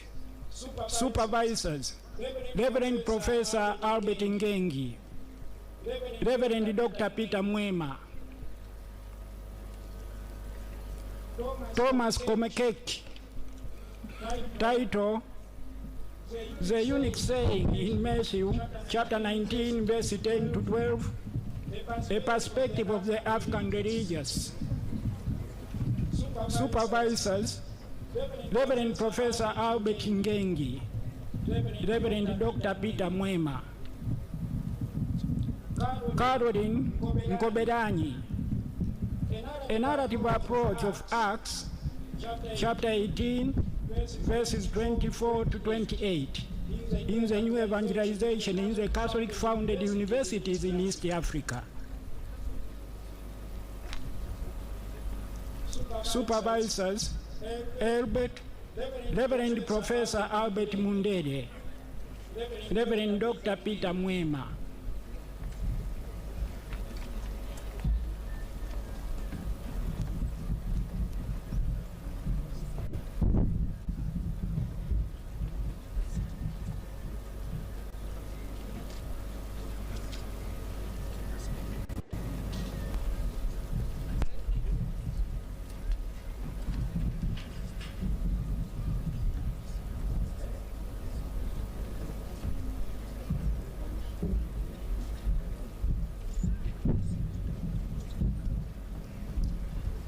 doctorate in sacred theology with specialization in moral theology. Summa cum laude, Gerard Kimario. Title, The ESCO Dimension of the African Community as a Model for Environmental Ethics in Northern Tanzania. Supervisors, Reverend Dr. Emmanuel Wabanu, Reverend Professor Richard Luiza.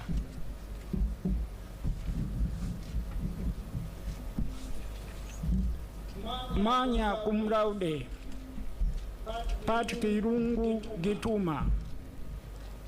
Title, Corruption in the Administration, a Moral Theological Study in Distributive Justice in Laikipia County, Kenya.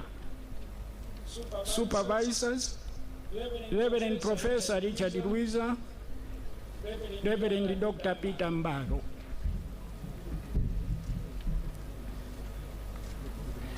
Supervisors, please be on standby.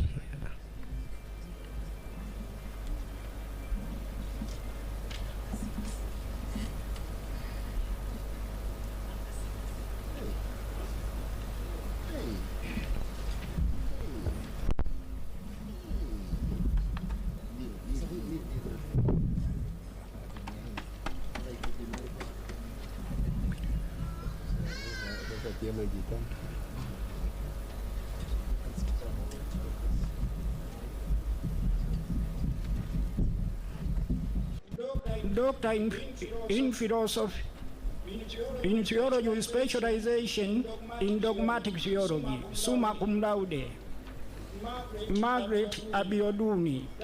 Title, Discourse on Witchcraft in Contemporary Africa in the Light of Santa Cyril of Jerusalem, Catechetics for Deeper Evangelization.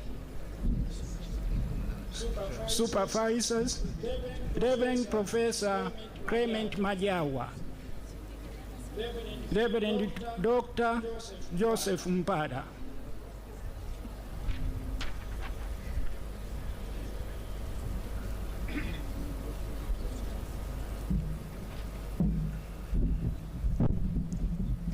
Doctor of Philosophy in Theology with specialization in Spiritual Theology, first class honors. Joseph Michael Migidi. Title, Dynamics of Christian Spirituality Influencing Human Dignity Among the Southern Sudanese in Juba in the Light of African Munus. Supervisors, Reverend Dr. Regna Ditem, Reverend Professor Clement Majawa.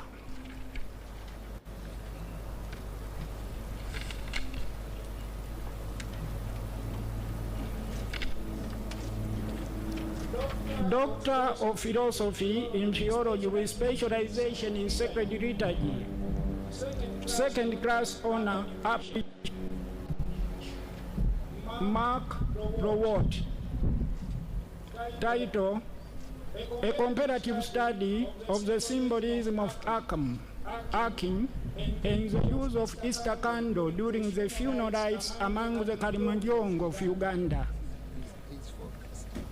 Supervisors, Reverend Professor John Lukwata, Reverend Dr. Leonida Katunge.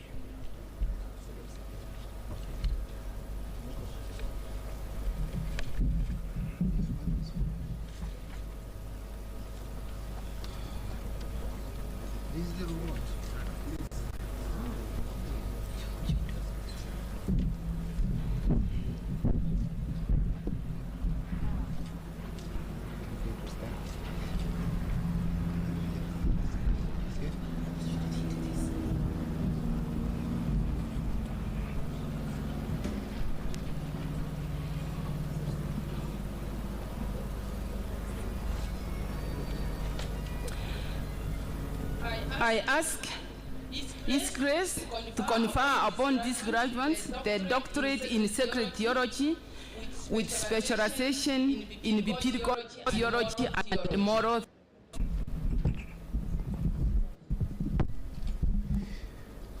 on the recommendation of the academic board and by virtue of the authority vested in me by the Holy See, in the name of the Supreme Pontiff Pope Francis, I confer upon you the doctorate in sacred theology with specialization in biblical theology and moral theology.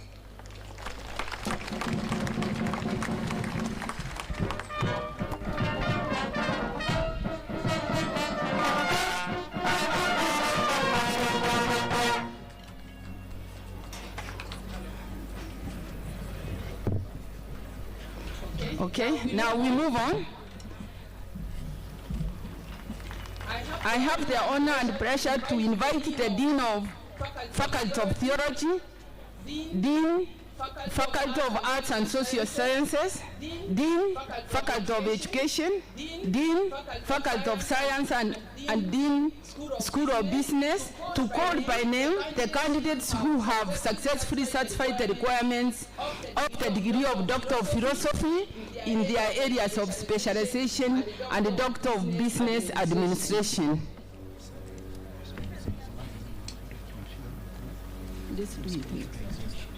Let's move with this one first.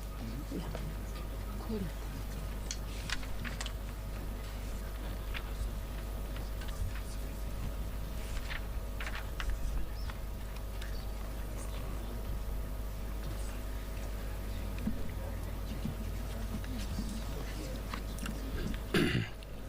Doctor of Philosophy in Religious Studies, Anne Keliro. Title: Patterns of Excessive Alcohol Consumption and Functioning of Christian Families, a case study of the Catholic Diocese of Embu. Supervisors: Sister Dr. Bibiana Gundo, Dr. Simon Kangede. Elizabeth Isingi. The role of faith formation on vocation choices of young Catholic adults in Ruaraka, Dinari, Nairobi Archdiocese, Kenya. Supervisors: Reverend Dr. Crispin Ouma, Sister Dr. Bibiana Gudo.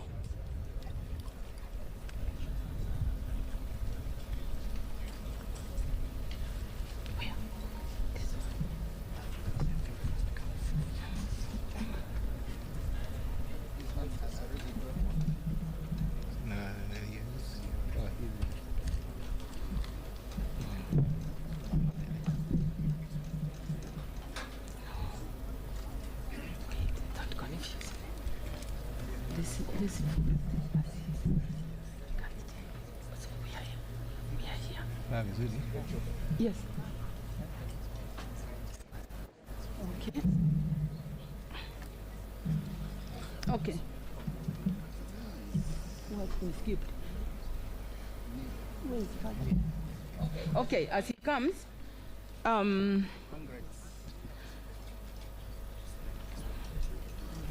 if they go there, he has to give them. Okay. Where is it? Okay. It's okay, we are okay. Okay. This one. Which one? Number 3. Okay. I ask His Grace to confer upon these graduates the degree of Doctor of Philosophy and doctorate in their areas of specialization.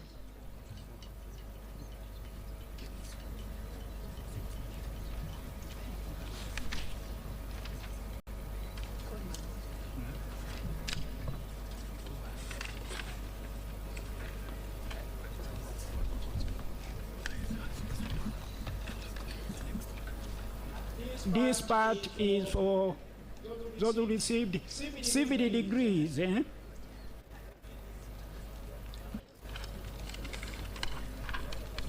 Doctor of Philosophy in Theology with specialization, Dogmatic Theology. Doctor of Philosophy in Theology with specialization in Spiritual Theology, and Doctor of Philosophy in Theology with specialization in Sacred Liturgy.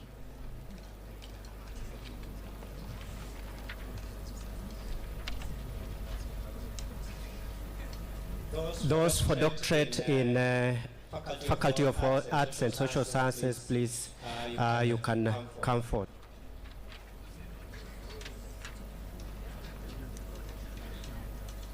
You have already called those who have been called.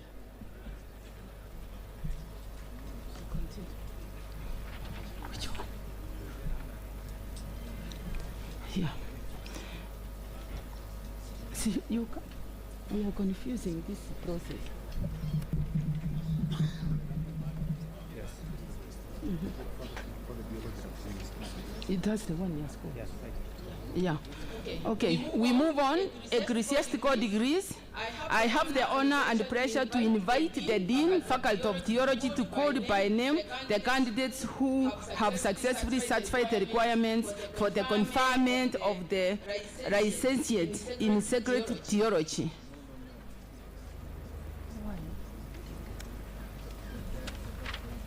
You have them? We have? No, this is... Then it is the process. Yes, we need to finish with theology.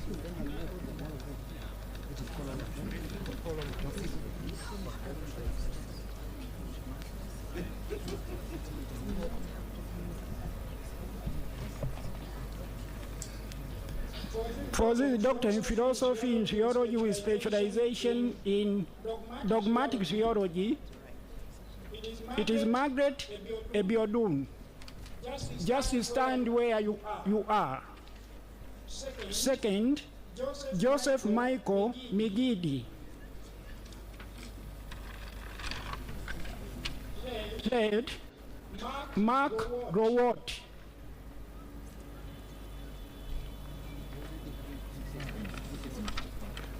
So these are the ones who were already here, and they will be conferred by the Chancellor.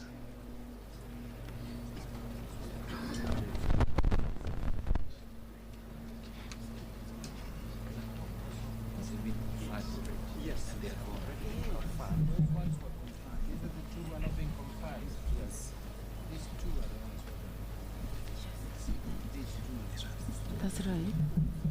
On the recommendation of the Senate, and by virtue of the authority vested in me by the University Council, I confer upon you the degree of Doctor of Philosophy and doctorate in your areas of specialization.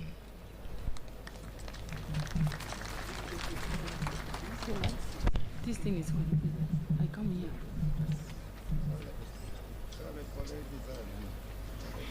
So which one?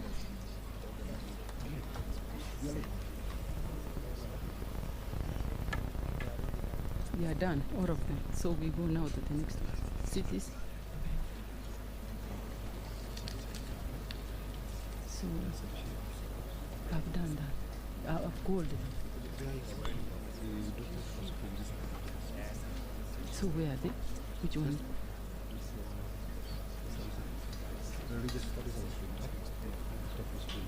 Where is it here?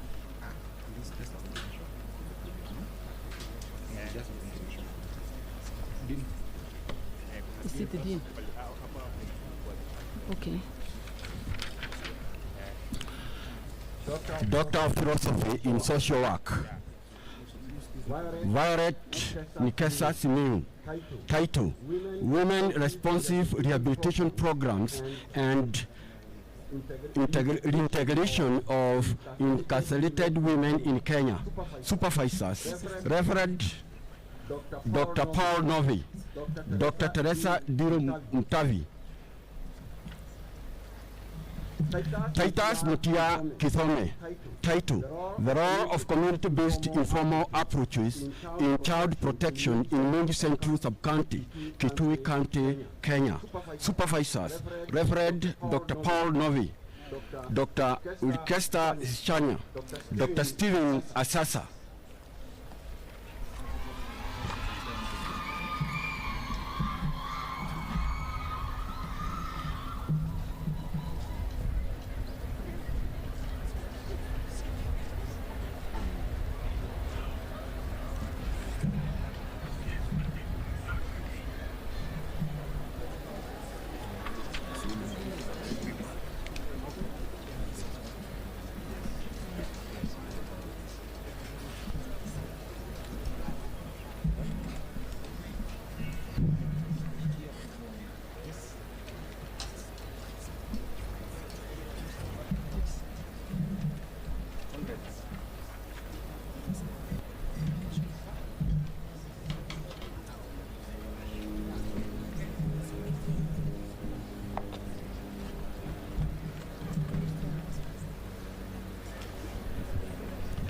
Doctor of Philosophy in Education. Wilbroda Adhiambo Orina, dissertation title, Teachers' Preparedness in Implementation of Competency-Based Curriculum in Science Learning Areas in Public Primary Schools, Nairobi County, Kenya. Supervisors, Dr. Susan Masharia, Sister Dr. Elizabeth Ngosi,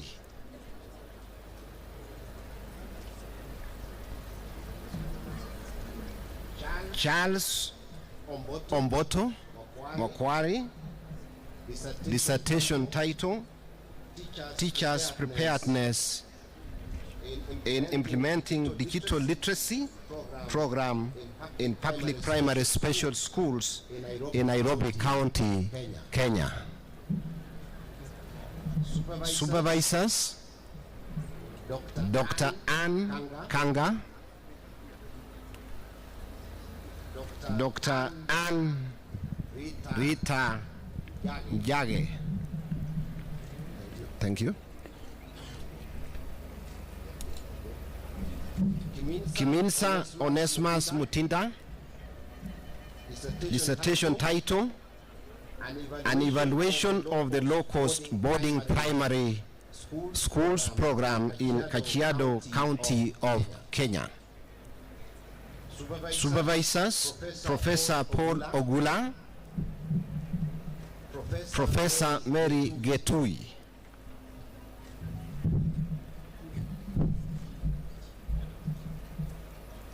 Cecilia Musaiwa, dissertation title, Influence of Teachers' Administrative Leadership Styles on Student Discipline in Public Secondary Schools in Mulanje District, Malawi. Supervisors, Professor Marcella Momanyi, Reverend Professor Clement Majawa.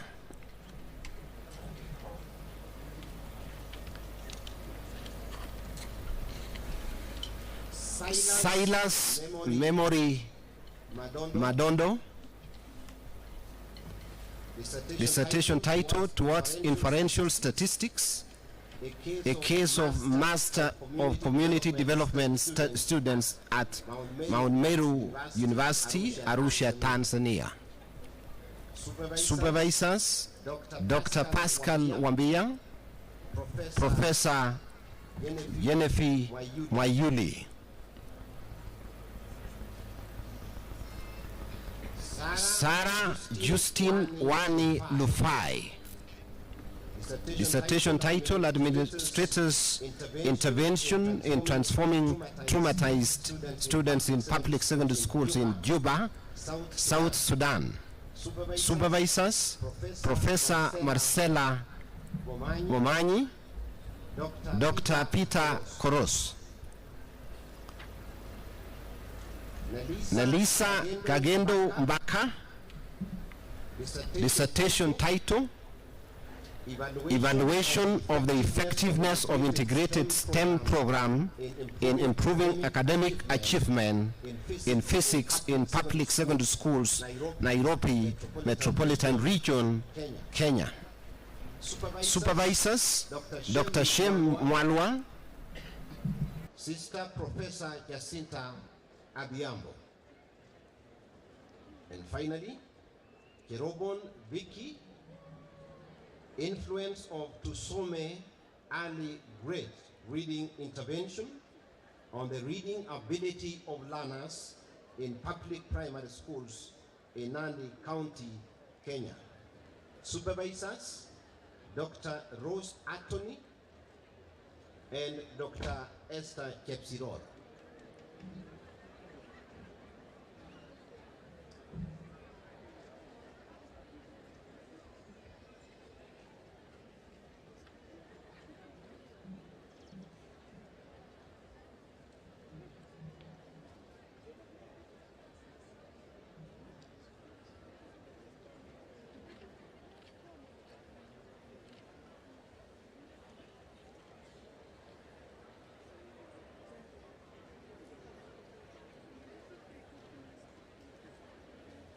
Please, graduates who are still talking, please maintain silence. This is a very important moment. Then, Dean, School of Business. Doctorate in Business Administration, James Galawa. Dissertation title, Determinants of Interest Rate, Risk Exposure for Listed Commercial Banks in Kenya, Role of Maturity Gaps and Short-Term Market Interest Rates. Supervisors, Dr. Gabriel Kiroli, Professor Philip Ngari. The second one, Christopher Uvimbole, dissertation title, Corporate Social Responsibility Initiatives, Government Policies and Financial Performance of Cement Manufacturing Companies in Kenya. Supervisors, Professor Robert Arasa and Dr. Eric Manguni. John Njuguna Kiari.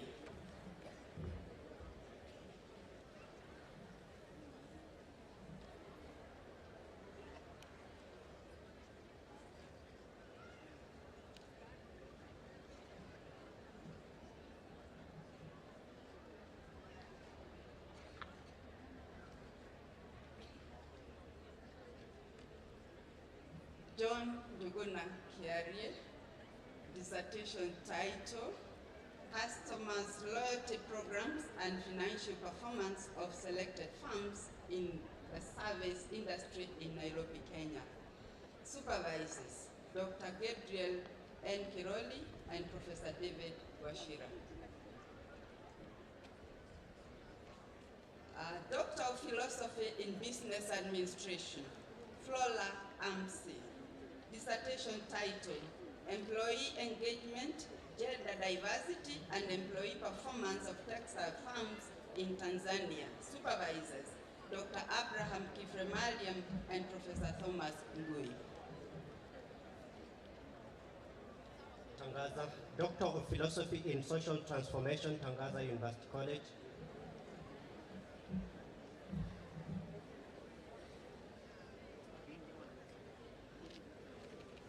Githudu Florence Wamahiga, dissertation title,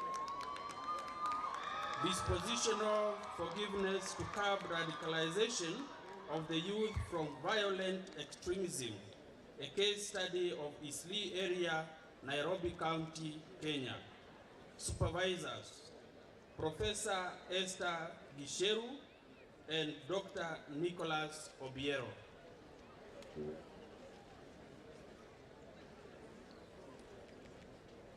Kariuki David Ngigi, dissertation title, The Influence of the Strategic Management Practices on Performance of the Catholic Parishes in Kenya. Supervisors, Dr. Daniel Kitonga and Professor Robert Arasa.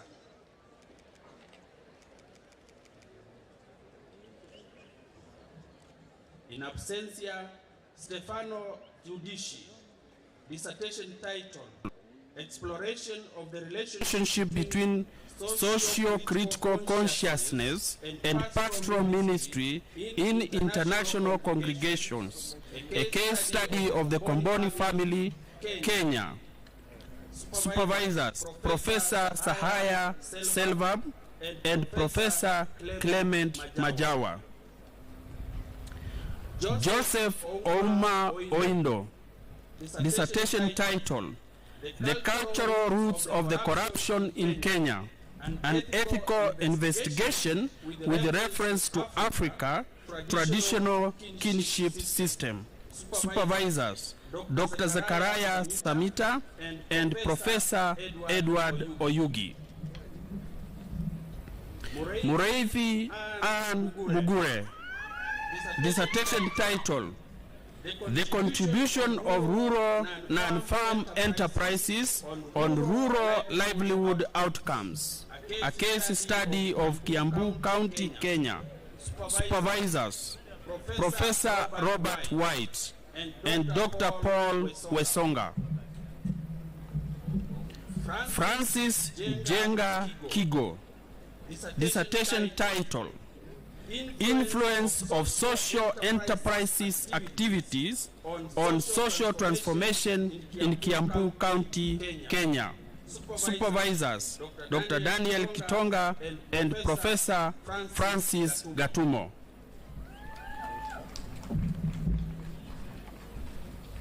Doctor of Philosophy in Mathematics, Dean Science. Doctor of Philosophy in Mathematics, Nashon Bogwa Mwirigi. Dissertation title: Modeling and Analysis of State-Specific Failure Rates in HIV/AIDS, Progression of Patients on Antiretroviral Treatment in the Presence of Risk Factors. Supervisors: Dr. Stanley Musewe, Dr. Mary Wainaina.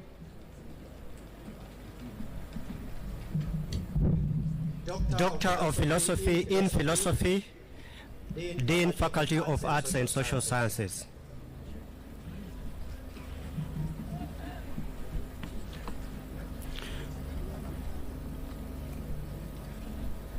Zakaria Wasukudi Kahendo. Dissertation title: Charm Perelman's Conception of Rhetoric, a Philosophy of Dialogue. Supervisors: Dr. Stephen Okero and Dr. John Mohenda. Kasereka Mafunga Charles. Dissertation title: The Mystery of Reality in Maurice Mario Ponte, a phenomenological approach to knowledge. Supervisors: James Wangai Kafata and Dr. John Mohenda. Isaboke Crispin Ogera. Dissertation title: A Rational Critique of Aristotle's Concept of Eudaimonia in Search of a Universal Moral Consciousness as a Foundation of Moral Integrity. Supervisors: Dr. John Mohenda and Reverend Dr. Nyabezi Apio.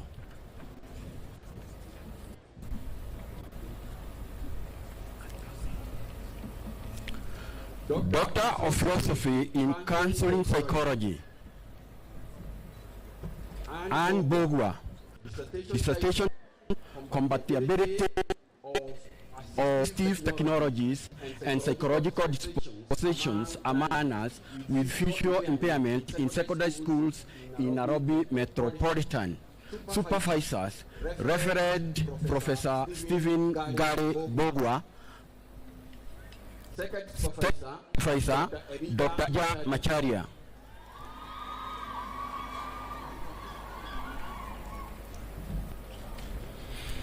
Magdalene Mwere. Dissertation title: Assessment of Psychological Correlations on Defiance Among Teachers in Public Secondary Schools in Nairobi, Kenya. Supervisors: Dr. Stephen Asasa and Professor Simon Kangede. Dr. Mariam Bekit. Dissertation title: Migration Traumatic Experiences and their on residency among Eritrean refugees in Jerif, Khartoum, Sudan. Supervisors: Dr. Stephen Asasa and Dr. Joel Morezi. Nelias Wajiro. Dissertation title: Substance Rehabilitation Services and Rehabilitees Family Psychological Well-Being. Case of Madari Public Residential Rehabilitation Center, Nairobi, Kenya. Supervisors: Dr. Josephine Modami and Dr. Wilkesta Sanisa.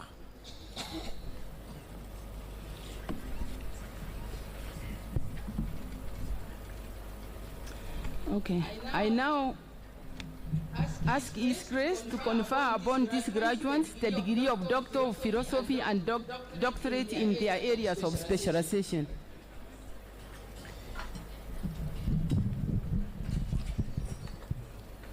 On the recommendation of the Senate and by virtue of the authorities vested in me by the University Council, I confer upon you the degree of Doctor of Philosophy and doctorate in your areas of specialization.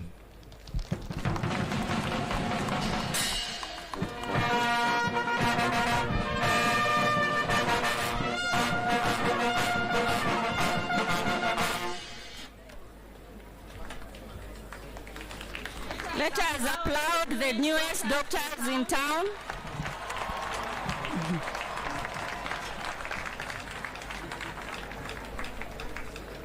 Okay, I have the honor and pleasure to invite the Dean Faculty of Theology to call by name the candidates who have successfully satisfied the requirements for the conferment of the licentiate in sacred theology.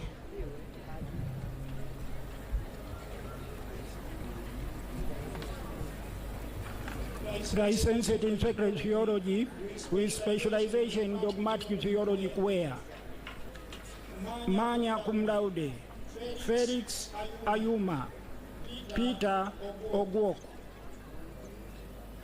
Licensed in sacred theology with specialization in moral theology, Manya cum laude, Michael Mwangi Maxwell Kubarasa. I ask His Grace to confer upon these graduates the licenses in sacred theology in their area of specialization.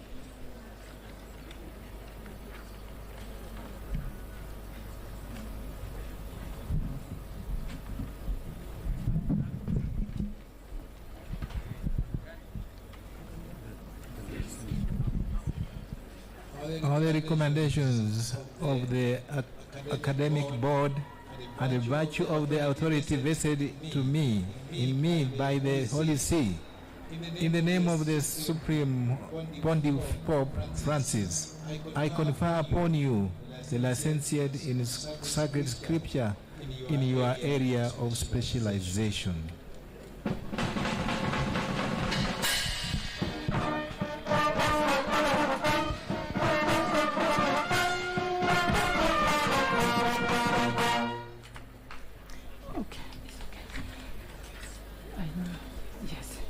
I have the honor. I have the honor and pleasure to invite the Director, Institute of Canon Law, to call by name the candidates who have successfully satisfied the requirements for award of the licentiate in Canon Law of the Pontifical Urbaniana University for recognition. Licentiate in Canon Law, Institute of Canon Law, summa cum laude probatus, Kalem Kerubo Nyangena, Eutropia Chao Makamba, Kendagor Cesire Veronica, Magna cum laude, Apio Dina, Barrio Joachim Henry, Bernadette Boalia.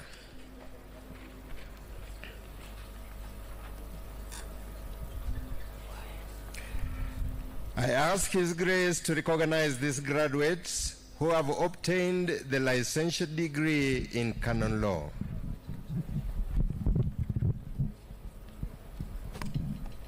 The Catholic University of Eastern Africa is delighted to recognize and celebrate these students from the Institute of Canon Law who have successfully obtained the licentiate degree in canon law from the Institute of Canon Law in the Pontifical Urbaniana University.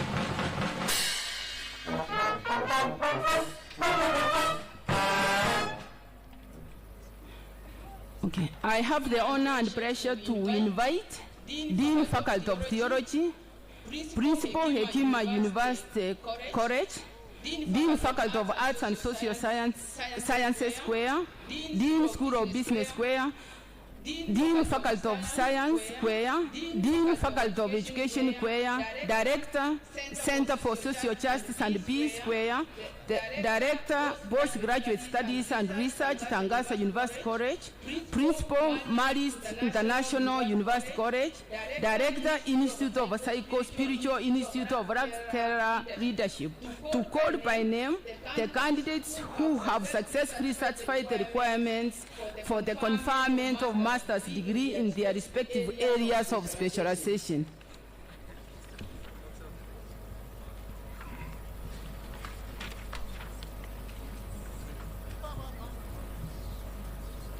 Master of Theology with specialization in sacred liturgy. First class honors, Anyumba Wede. Second class upper division, Patrick William Muga.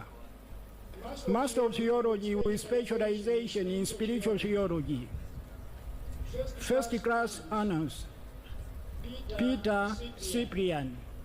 Second class upper division, Zakel Bikel.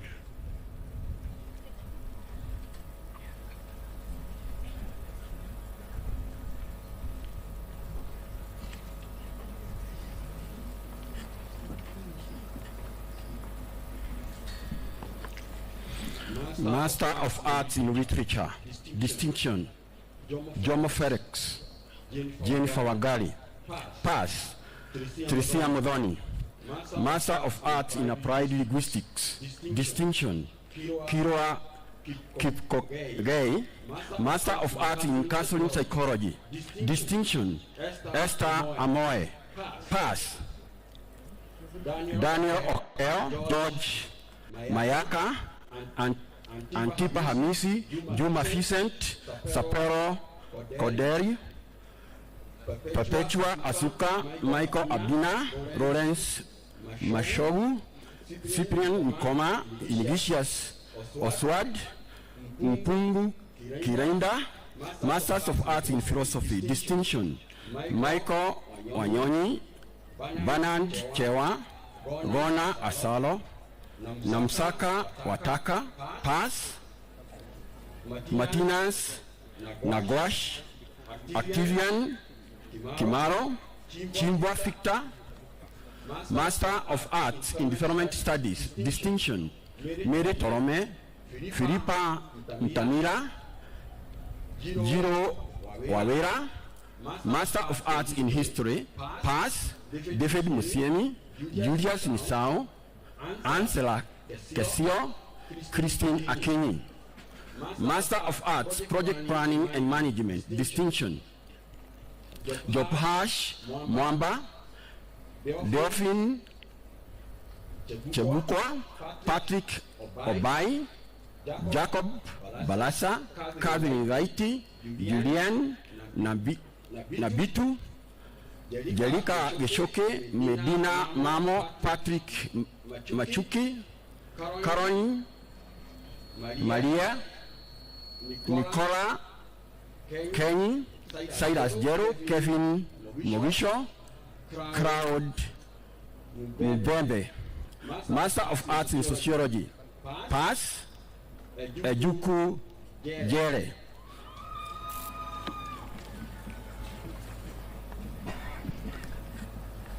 Our graduates in the Masters of Arts in Peace Studies and International Relations at Hekima University College. The distinction, we have Stephen Mawondo Omondi, Alfigio Tuna, Joaquim Gilbert Simbila, Rogers Mwansa.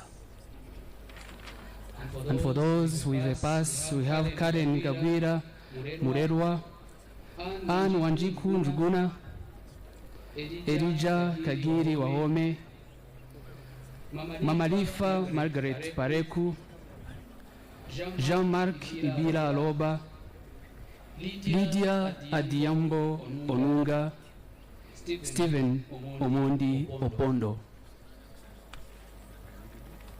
I'm reading.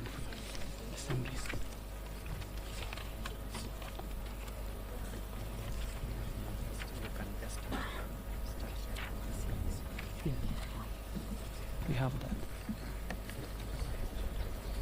For the Masters of Theology, Hekima University College, we have Francis Abnego Mbudi Wambua, Nicole L. Njine Epsi Fashe. Master of Business Administration, Entrepreneurship Specialization, Distinction, Okonkwo Idioma, Pass, Catherine Jambi. Financial Management, Distinction, Ann Dunge, Pass. Samuel Mwangi, Mary Odinga, Faith Jemutai, Leonard Obunga, Paul Kilote. Human Resource Management, Pass. Ruth Bella, Sami Lelei, Hagode Masokolo, Annette Award. Strategic Management, Pass. Joseph Kipsang, Terry Waidera, Brian Mureithi, Daisy Jemuge, Benedict Balaka, Rose Chelono, Magdalene Chepkoech, Seth Yek, Betty Jemutai, Lillian Naliaka, Sela Wagare, Phoebe Akoth. Major in Entrepreneurship, Minor Strategic Management, Pass. Francis Ogello. Marketing Management Major, Strategic Management Minor, Collins Kibet. E-Commerce, Ruto Kipkorir.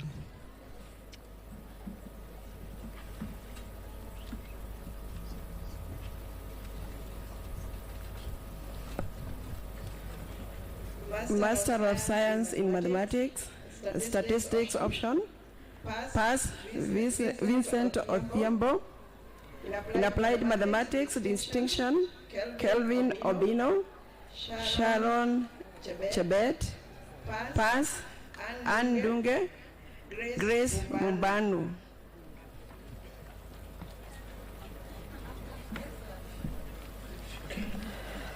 Master of Education,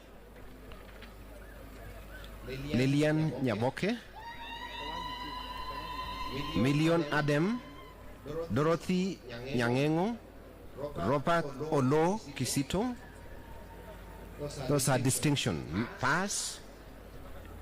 Isabel Adhiambo, Omoya James, Laurentia Ndwika, Nyakiamba Ellen Kamau, Dabuki Felix, Oseva, Eunice Jepkorir, Beatrice Damaris Njeri, Place Lawi, Maria Nyamusi, Edwin Musina, Tesfai Matthews, Pauline Mumina, Celine Rentilei, Paul Lopez, Faith Koske, Doreen Cherop, William Oyugi, Gertrude Chepkoskei, Helen Chepkemboi, Ekeno Eyole, Kirwa Caroline, Edward Akini, Polycarp Omondi, Kevin Anami, Albert Epeño, Marcelina Ezenwa, Magdalene Ochieng, and finally Sarah Munyabarenzi.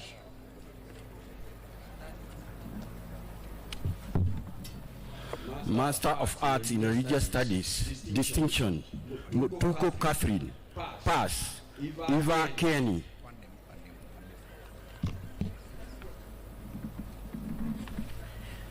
Master of Justice, Peace and Cohesion, Distinction, Mazo Kavula, Ored Lokidongoi Paul, Pass, Albertus Shehama.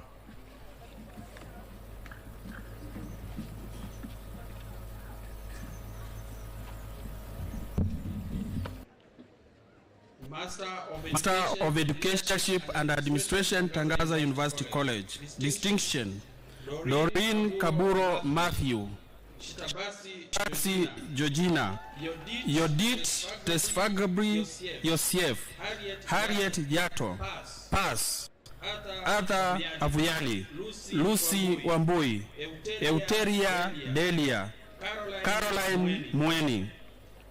Master of Education in Guidance and Counseling, Tangaza University College. Pass. Mwaura Mary. Master of Arts in Spirituality and Religious Formation, Tangaza University College. Distinction. Nicasio Nyaga Richard. Tarimo Theodora Bernard. Ugese Henry Yofa. Pass. Kumba James. Wagasule Edward. Wafula Willis. Romano Luis. Arcangelo Luis. Eugene Caesar. Master of Arts in Social Transformation, Tangaza University College. Governance. Pass. Kennedy Ochieng. Organizational Management. Distinction. Nyabuto N. Evelyn. Pass. Berhane Tesfaye. Gimiko Tuguse. Sustainable Development. Pass. Hans Amel. Miraj Kibwana. Katale Vashi. Master of Arts in Counseling Psychology, Tangaza University College. Youth Counseling. Pass. Beatrice Wairimu. James Kamau. David Sila. Afe Kendi Frida. Tesma Habtamu. Satya Purification. Marriage and Family Counseling. Pass. William Mary Wanjiro. Elizabeth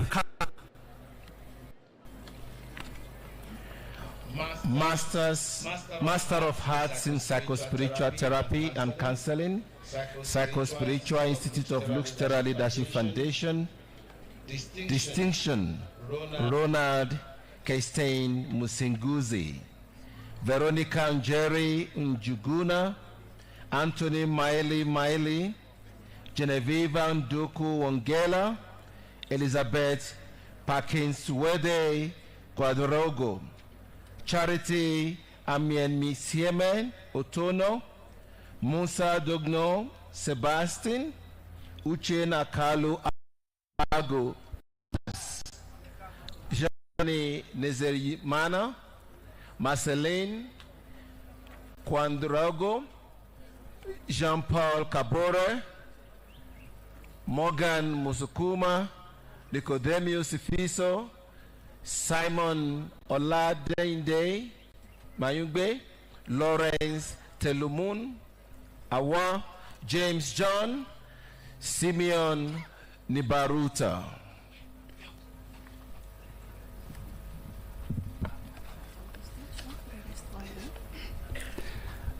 Masters of Arts in Peace Studies and International Relations, Hekima University College.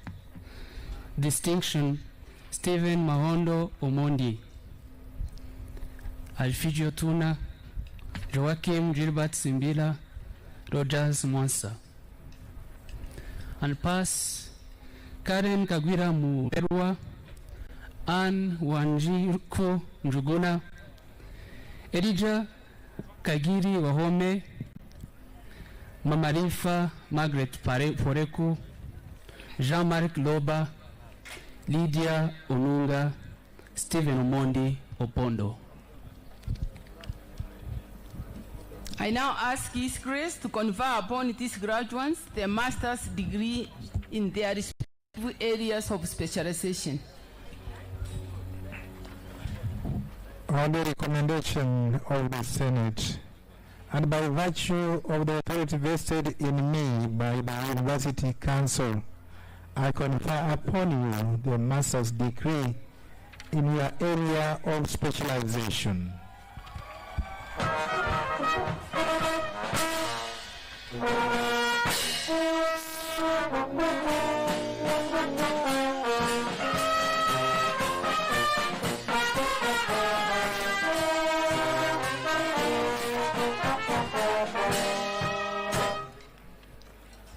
Okay. I have the honor and pleasure to invite Dean, Faculty of Education, to call by name the candidates who have successfully satisfied the requirements for the award of postgraduate diploma in their respective area of specialization. Postgraduate Diploma in Education. Distinction. Catherine Ouma.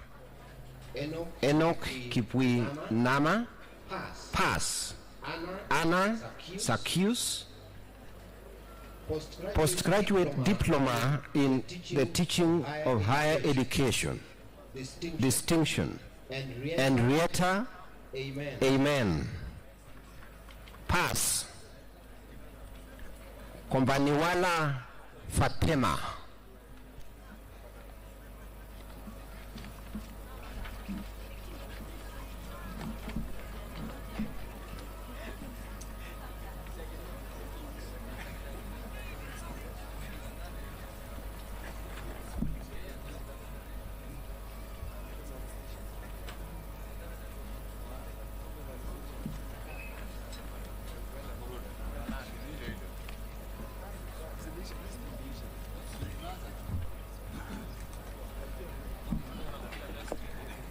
Postgraduate diploma in teaching in theology at Hekima University College. Christopher Norbert Wamai.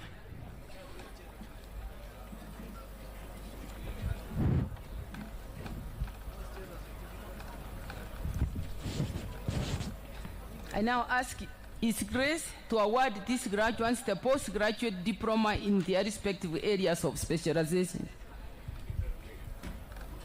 On the recommendation of the Senate and by virtue of the authority vested in me by the University Council, I award you postgraduate diploma in your area of specialization.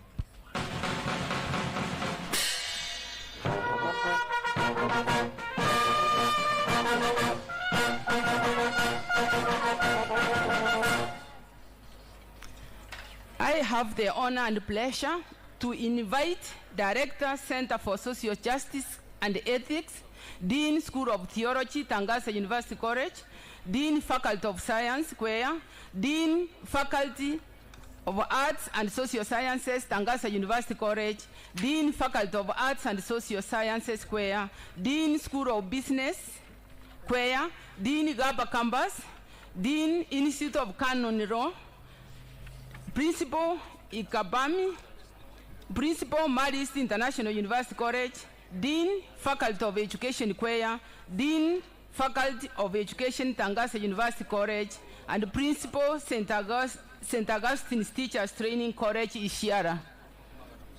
To call by name the candidates who have successfully satisfied the requirements for the award of certificate and diploma in their respective areas of specialization. Advanced Certificate in Church Management and Leadership, Kwea. Distinction: Osembe Vane, Okwama David, Josephine Imoloamen, Pass, Katembo. Certificate in Church Management and Leadership, Kwea. Credit: Felix Boliga, Mutuko Alex, Mutuko Felistas. Certificate Advanced Certificate in Justice and Peace, Kwea. Distinction: Kiamba Rachel, Collins Mutiaba, Oseme Anthony, Marceline Nafula. Diploma in Justice and Peace, Kwea. Distinction: Paul Maula. Credit: Patricia Patrick Murunja. Pass: Enoch Uwimana.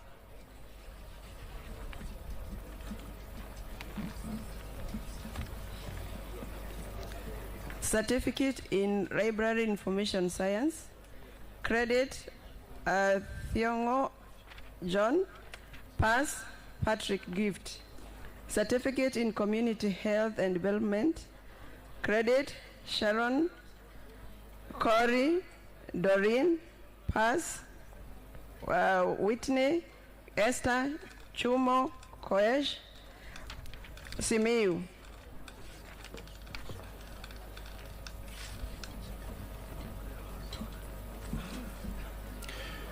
Certificate in Spirituality and Religious Formation, Tangaza University College. Distinction: Juliana. Credit: Abuku, Modesta, Agbo, Otieno, Mwange, Kimani, Teresia, Asaba.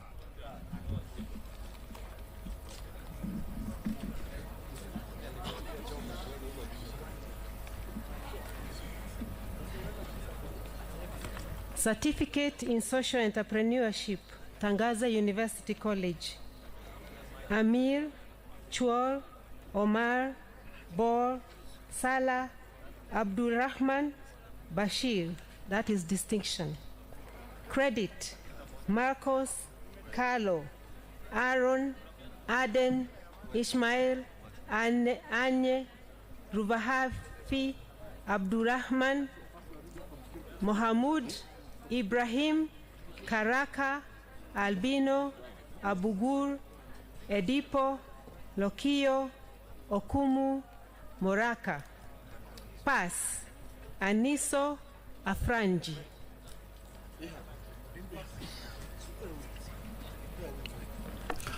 Certificate in Sustainable Child Rights Protection and Post-Institutionalized Care.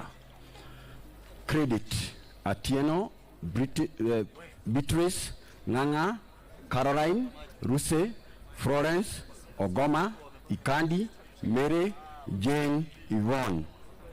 Certificate in Social Work. Distinction, Rida Aboy, Teresa Duko, Mary Mwikari. Credit, Risa, Jane, Victoria, Jane, Kiregali, Clementaita, Evelyn, Ajelo. Certificate in Sciences of Human Development, Tangaza University College. Credit, Oyugi, Mbembe, Priscaline. Pass, Alitsi, Kiprop.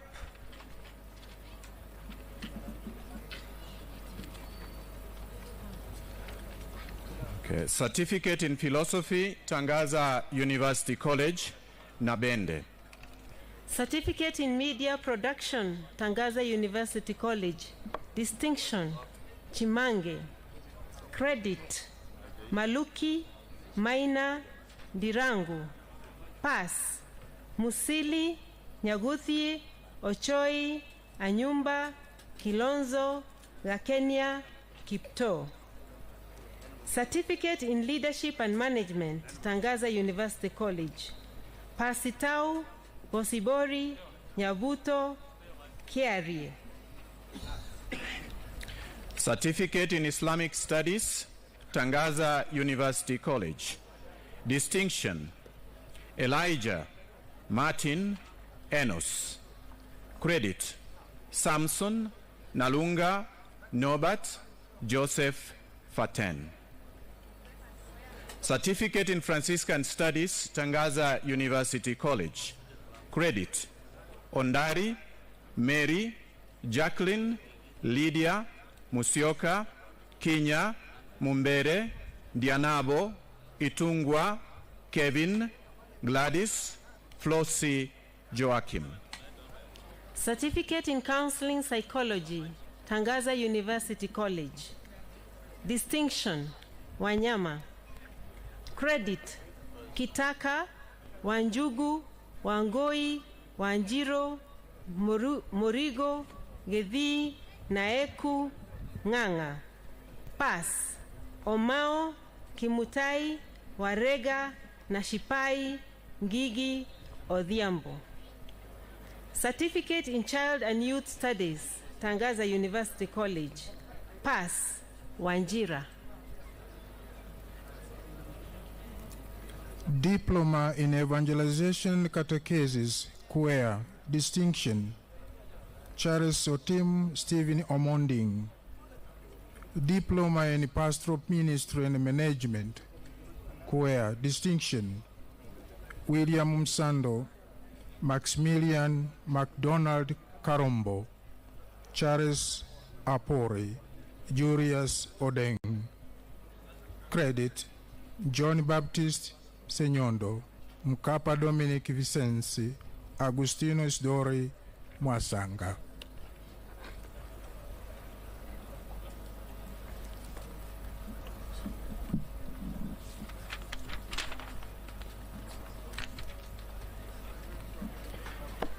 Diploma in Theology, Tangaza University College. Distinction, Victoria, Mutahi, Aji, Madwabun, Dokowe, Nganda, Ahimbisibwe, Balikudembe, Kanjo, Simon, Tukumizirize, Eliko, Akiapong, Kilemi, Onyango, Gaudens, Flavian, Nyakundi, Danielson, Madondo.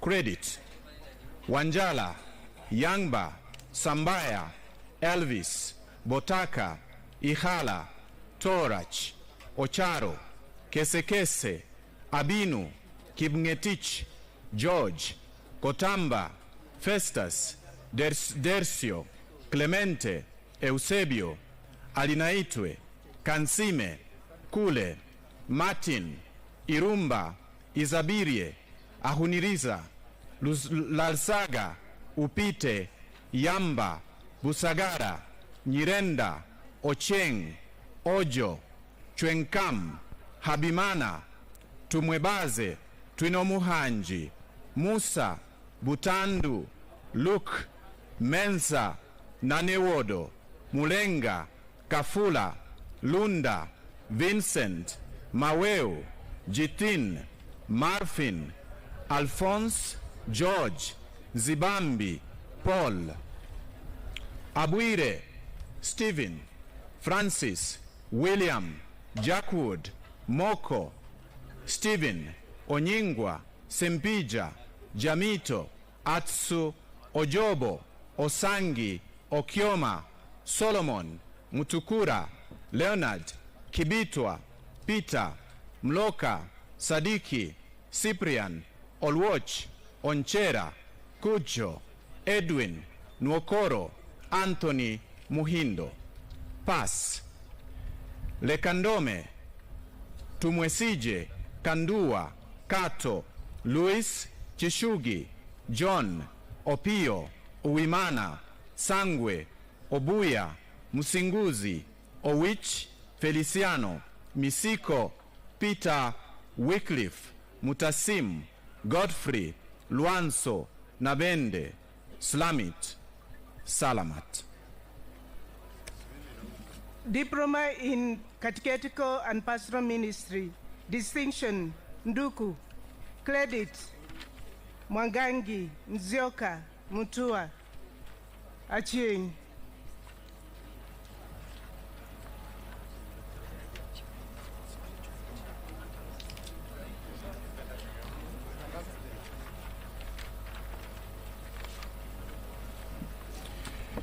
Diploma in Spirituality and Religious Formation, Tangaza University College. Distinction, Muthui.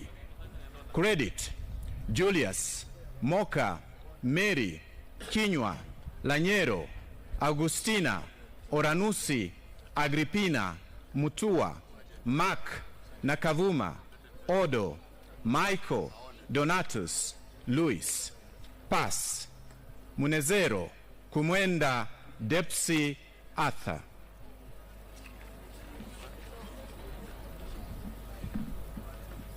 Diploma in Library Information Science, Choir, credit, Magdalene, Defas, Lavenda, Shanice, Pass, Carissa, Lavinia.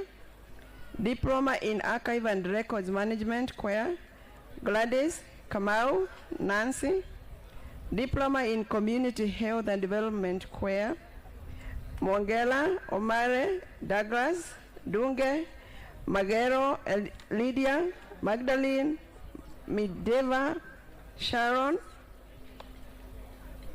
Pass, Miriam, Merab, Ashuka, Merab, Joy, Jacinta, Pauline, Yvonne, Corinne. Diploma in Information Technology, Choir, Ian, Sigal, Chirchil, Nasibwa, Khadija, Obonyo, Atel, Chwanda. Pass, Nyogesa, Juliet, Griffin, Natasha, Humphrey, Evaristo, Nyagwansa, James, Matthew, Susan, Yusuf. Diploma in Information Technology, Maris International University College. Credit, Mukonyoa, Jonathan. Pass, Mukunzi Jason.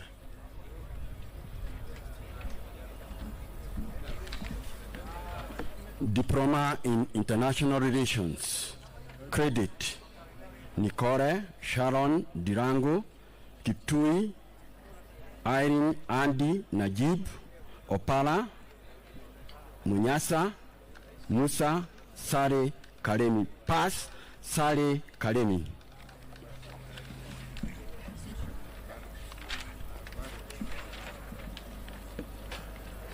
Maureen Esbon Joy Melissa Stephen Abbas. Diploma in Social Work. Distinction: Valentine Wajara, Ikonga. Credit: Gladys Elizabeth Maureen, Rachel Jacqueline Lillian Ruth Jerry Ruth Kerubo, Margaret Naomi Ruaraka, Migichi Ruse Elisa Lynette. Diploma in Counseling Psychology. Distinction: FIDE. Credit: Amena Tina Shaira Zaki. Diploma in Sciences of Human Development, Tangaza University College. Distinction: Wekulo Obogi. Credit: Kahuriri Akenda Odongo Ouma. Pass: Wambugu Makena Njenga. Diploma in Philosophy, Tangaza University College. Distinction: Elizabeth Pascal. Credit: Anyega Nyaga Olwoj Stephen William Enos Okuku. Pass: Johannes Remy Vincent Cyprian Bernard.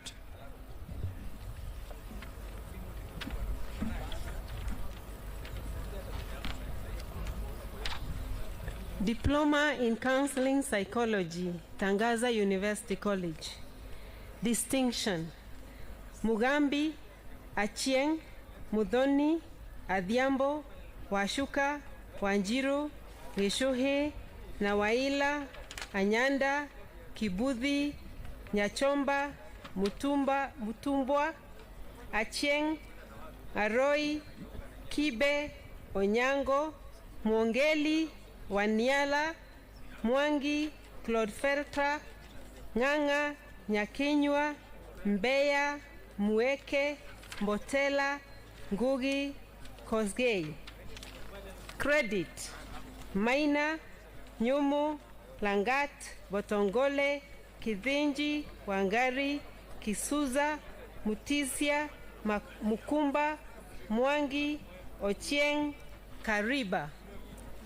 Wanja Lokonzo Wangari Wanja Musau Onchere Ongweni Njuguna Joroge Ng'ang'a Wangechi Kamau Ochieng Muriungi Mwangi Ngotho Kaloki Wanjiru Kieba Kendi Babu Njenga Kilile Nyawira Kituo Maran Kamanthe Mwera Mwongera Mulwa Abdurasul Mwangi Munyeki Mweregi Kimethu Kinywa Aswani Kiumu Mumbwa Ndegwa Mwaniki Chepto Mwamburi Okumu Njoroge Sawe Chiwaya Juma Onsongo Mkirote Mudhee Obuya Kivondo Mushiri Mukami Abubakar Maiwa Mwakideu Ndegwa Eshitemi Manundu Wahome Maguta Otieno Kerubo Koki Okora Libasia Mishere Ngwono Gakenia Wainaina Mwagao Njoroge Waithaka Kariuki, Ngogi, Anyiko, Monyo, Kibebe, Mokeira, Mwashengwa, Olali, Wagwa, Ella, Odhiambo, Thuo, Mutia, Shika, Ambati, Makari, Mureithi, Bomet, Lusaka, Mugeni, Ogonda, Meso, Ademba, Mutua, Njoroge, Mureithi, Mbaka, Onyeso, Kinyami, Kimanyi, Omolo, Adhiambo, Okech, Bochere, Nderito, Migok, Siumbua, Sianda, Motiso, Maina, Matekwa, Gechu, Waithaka, Ngige, Ero, Chepkoech, Mbau. Pas, Njau, Negumbo, Nyarotso, Muli, Kivungi, Mutuyimana, Amatula, Kiragu, Ntakiyiruta, Wangui, Mukabi, Mukami, Muli, Kasuku, Kamidi, Kola, Kanuri, Wanjiru, Otieno, Gatonye, Kamau, Mudhoni, Elkana, Kimoi, Wanjiru, Ngugi, Adhiambo, Muchiri, Kagehi, Njoroge, Musisi, Orobi, Kiligosi, Kerubo, Kamene, Odhiambo. Diploma in Integrative Spiritual Counseling, Tangaza University College. Distinction, Chepkwony Aso. Credit, Lekena, Wanjiru, Asiago, Macharia, Onyango, George, Nyambura, Amutsa, Kiawa, Ochieng, Munene, Akumu.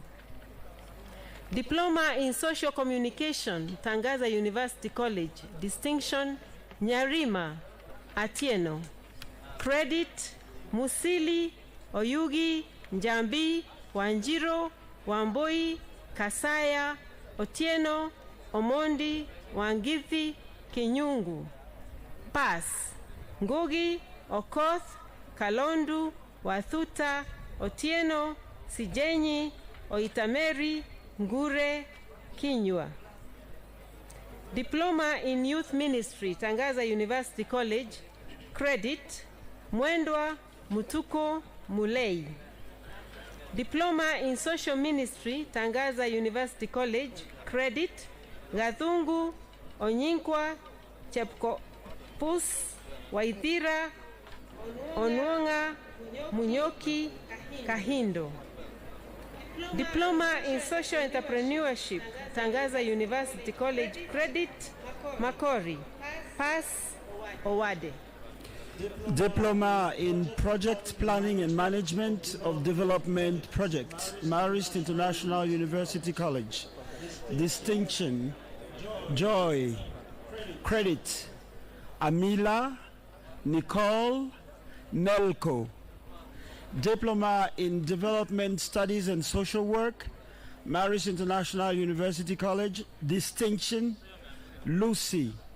Credit, David, Mwirigi, Lydia, Oyaro, Kipkemoy, Mitchell, Murage, Mwangi, Nyayuit, Adams, Karanja, Flavine, Nkaroia.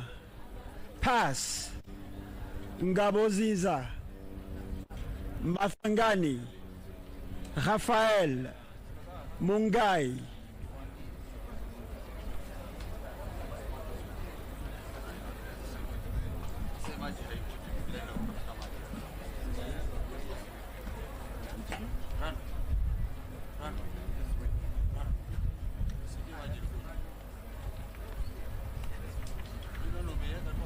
Diploma in Justice, Peace, Choir, distinction Maura, credit Rachel, Muruja, Enoch.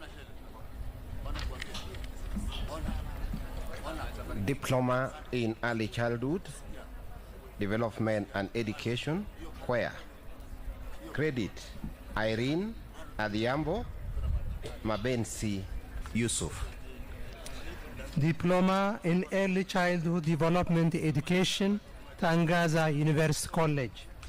Distinction Miriam Ayeke Musiami, Purity Njeri Karaoke. Credit Otieno Chepkurui, Mikwa Nyongesa Nishamwe, Nancy Kazia Lugigia. Diploma in Education, Tangaza University College. Distinction Ogola Akini Mulelo Katiti Josephine Mwangangi. Credit Waswa Jacqueline Washington Samuel Rosemary. Second class honors, lower division, Patrick Ruth Teresia Sharon. Bachelor of Science in Biology, Choir. Second class honors, upper division, George Wanja Wangoi. Second class honors, lower division, Francis. Bachelor of Science in Chemistry, Choir. Second class honors, upper division, Kalinda. Second class honors, lower division, Dilani Bernard. Bachelor of Science in Physics, second class honors, upper division, Shelagat Clinton. Second class honors, lower division,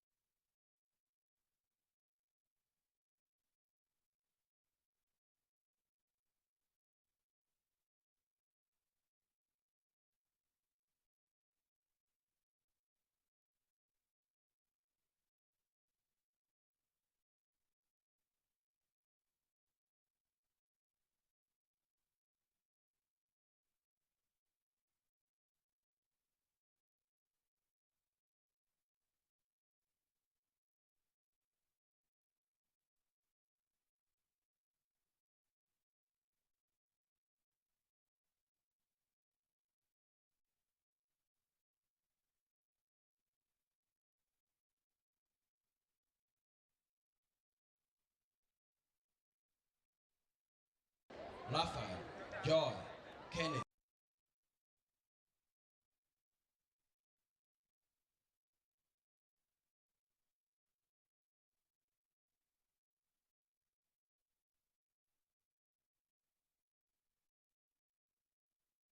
Yuda, Evan, Billy, Brian, Hilary.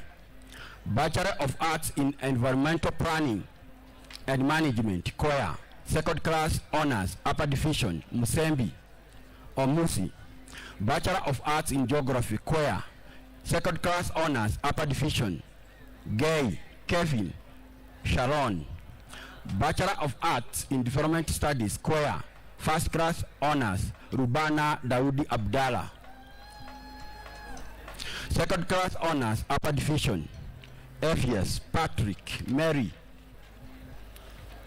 Catherine, Deggy, Catherine Sidai, Moreithi, Winfred, Eunice, Fiona, Faith, Silva, Rita, Nakuti, Henry. Second class honors, lower division, Neema, Lude, Christine, Sharon, Martin, Nekesa, Sophia, Waboi.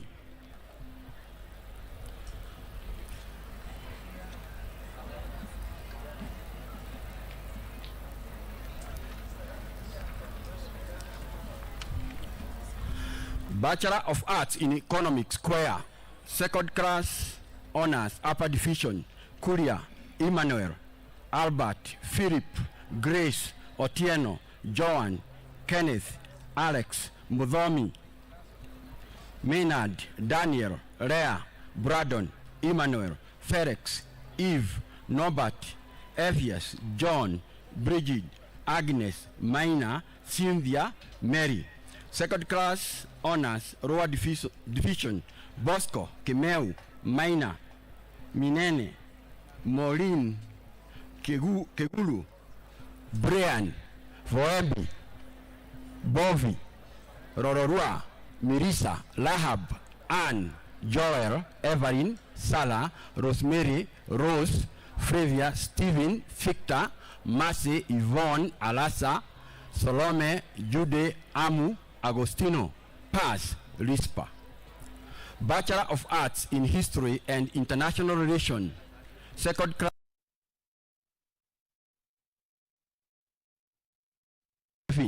Bachelor of Arts in Psychology, in Counseling Psychology, Choir. First class honors, Agnes Chebet. Second class honors, upper division, Stella, Helen, Brian, Jeleno, Ouma, Cynthia, Anna, Micheni, Caroline, Brenda, Gloria, Gatia, Hakisa, Nisrin, Grace. Bachelor of Arts in Political Science, Choir, first class honors, David Mwangi Karaoke.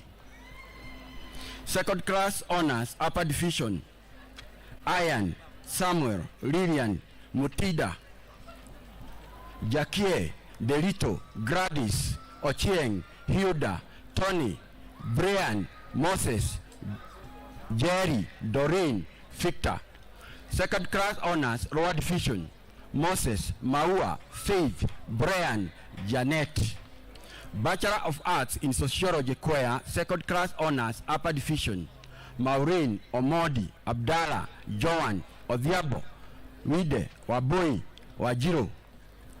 Second class honors, lower division, Kimani, Kerry. Bachelor of Arts in Religious Studies, Choir, first class honors, Jane Hamandi. Bachelor of Arts in Social Communication, Tangaza University College.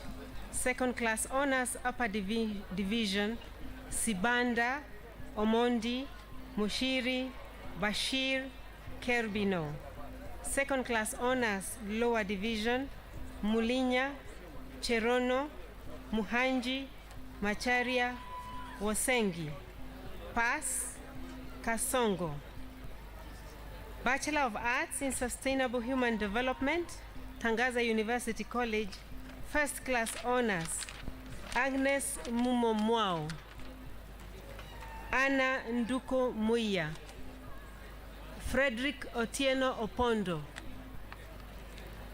Second class honors, upper division, Gadungu, Kilonzo, Simel, Mbungo, Otieno Edwin, Otieno Sali, Mushira, Mwangi, Wangechi, Badini, Paredes, Ariho, Mulala, Oyugi, Chilinda, Manyozo, Hisa. Second class honors, lower division, Mukangenzi, Boku, Akinyi, Monteiro, Pedrito. Bachelor of Arts in Leadership and Management, Tangaza University College, first class honors, Priscilla Nuama, Mudhama Consolata Ndunge, Monica Wangechi Mwangi, Shi Sadiki Mariam. Second class honors, upper division, Belio, Mwenda, Ndungu, Nyandolo, Kamene, Chepkirui, Nosim, Hamale, Lumati, Otiso, Mbula, Obirika, Kulea, Muindi, Muchiri, Omariba. Second class honors, lower division, Ketuta, Kahambu, Abubakari, Mukito.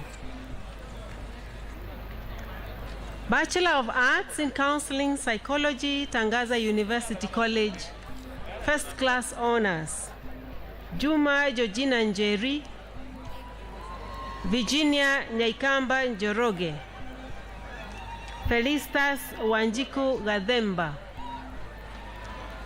Second class honors, upper division, Okwach, Karani, Kimani, Jepkoech, Wambui, Omondi, Muthoni, Onyango, Namulekwa, Matata, Wambui, Munyemana, Wahu, Mroso, Gatururi, Kingoro, Sharma, Kagiri, Muya, Muhinja, Nzioka, Semeyan, Mulusa, Nyambok, Christopher, Macharia, Lugano.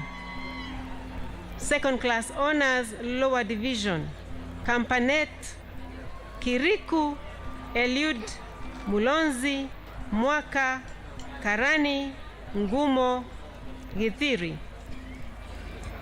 Bachelor of Arts in Youth Ministry, Tangaza University College, second class honors, upper division, Mutua, Agada, Arinze. Bachelor of Arts in Child and Youth Studies, Tangaza University College, second class honors, upper division, Igosangwa.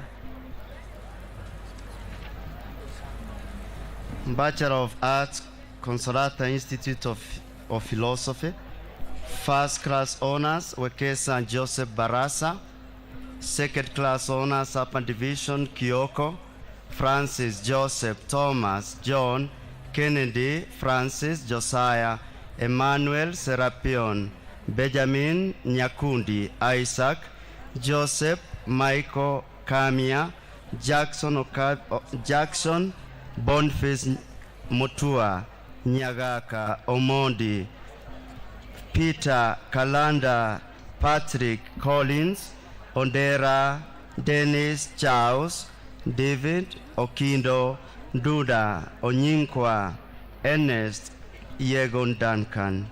Second class honors, lower division, Daba Machiano Zachary. A kind request, if you can still settle down and allow all the graduates to be called, it will be quite in order. Kindly do not leave the graduation square until we are done. This is a special request and an expectation. Thank you.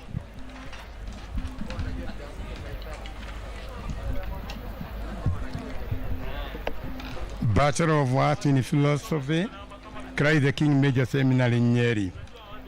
First class honors, Mwagi Benson, in absentia, Waigwa John, in absentia, Esavu Michael, present, Wasike Victor, present, Loita Philip, in absentia, Dewa Anthony.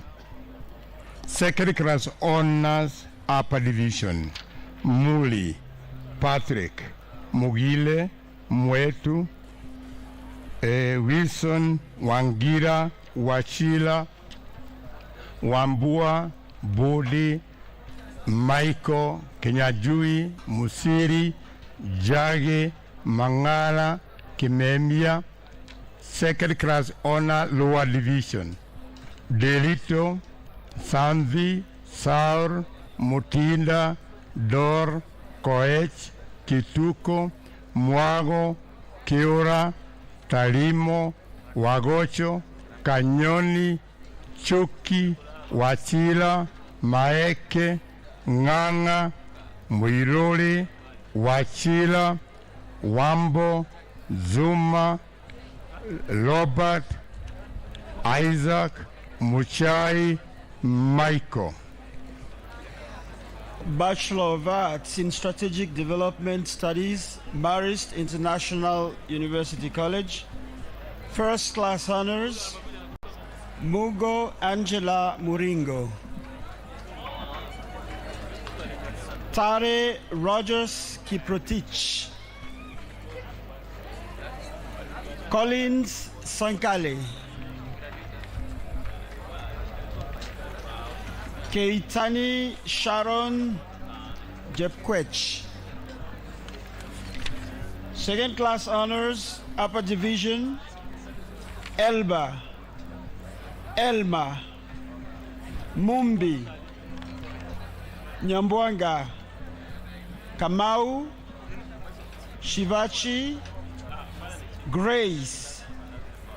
Second class honors, lower division, Melody Daisy.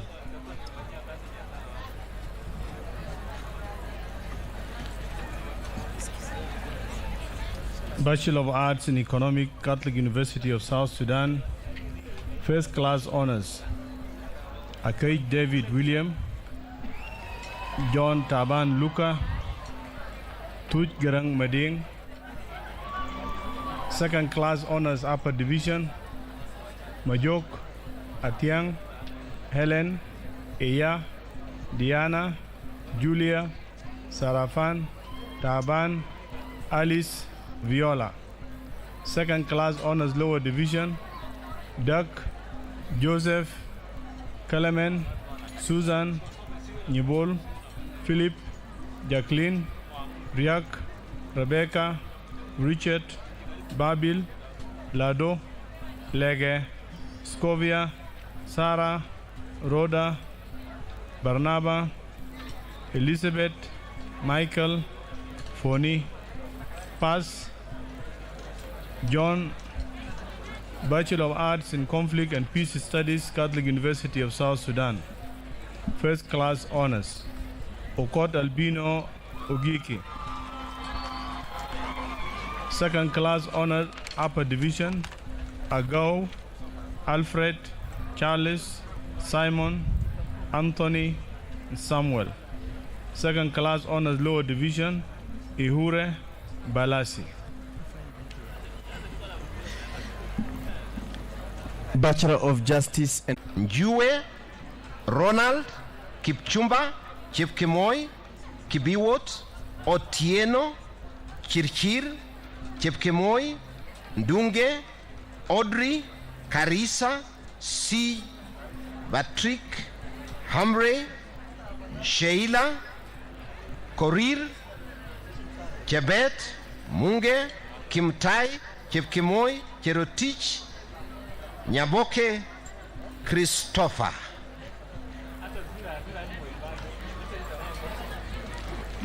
Bachelor of Education, Tangaza University College.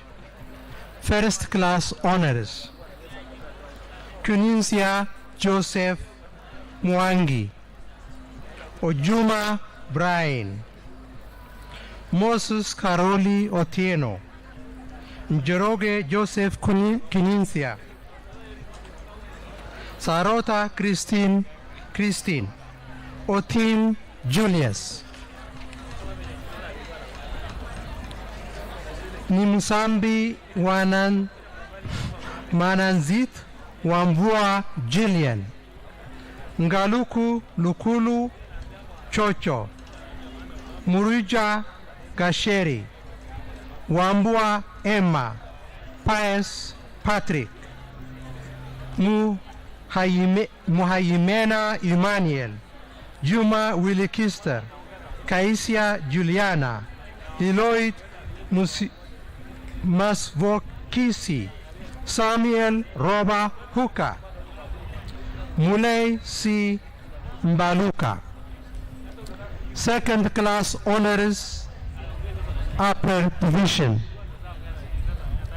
Gumba, Ngao, Kimbei, Susan, Ayub, Bonaya, Mungay, Kado, Okos, Purity, Joy, Abraham, Chepkumoy, Florence, Benedetta, Ontita, Tungume, Douglas, Kai, Magdalene, Joy, Mutuku, Christabel, Cecily, Mary, Philip, Ochwalo, Paul, Mulwa, Tabitha, Catherine, Fatima, Ogbodo, Murithi, Moses, Ogwu, Moses, Onditi, Elwit, James. Second class honors lower division. Ogada, Linus, Jerin, Sheila, Justin, Kinyua, Chacha, Francisca, Joseph, Kavira, Badisere, Adeze, Kwai. Bachelor of Education in English and Literature, Catholic University of South Sudan. First class honors, Aluong Mayom Ajak. Second class honors, Upper Division, Emmanuel Mayen Abraham. Second class honors, Lower Division, Mary Isaac Charles Tapp.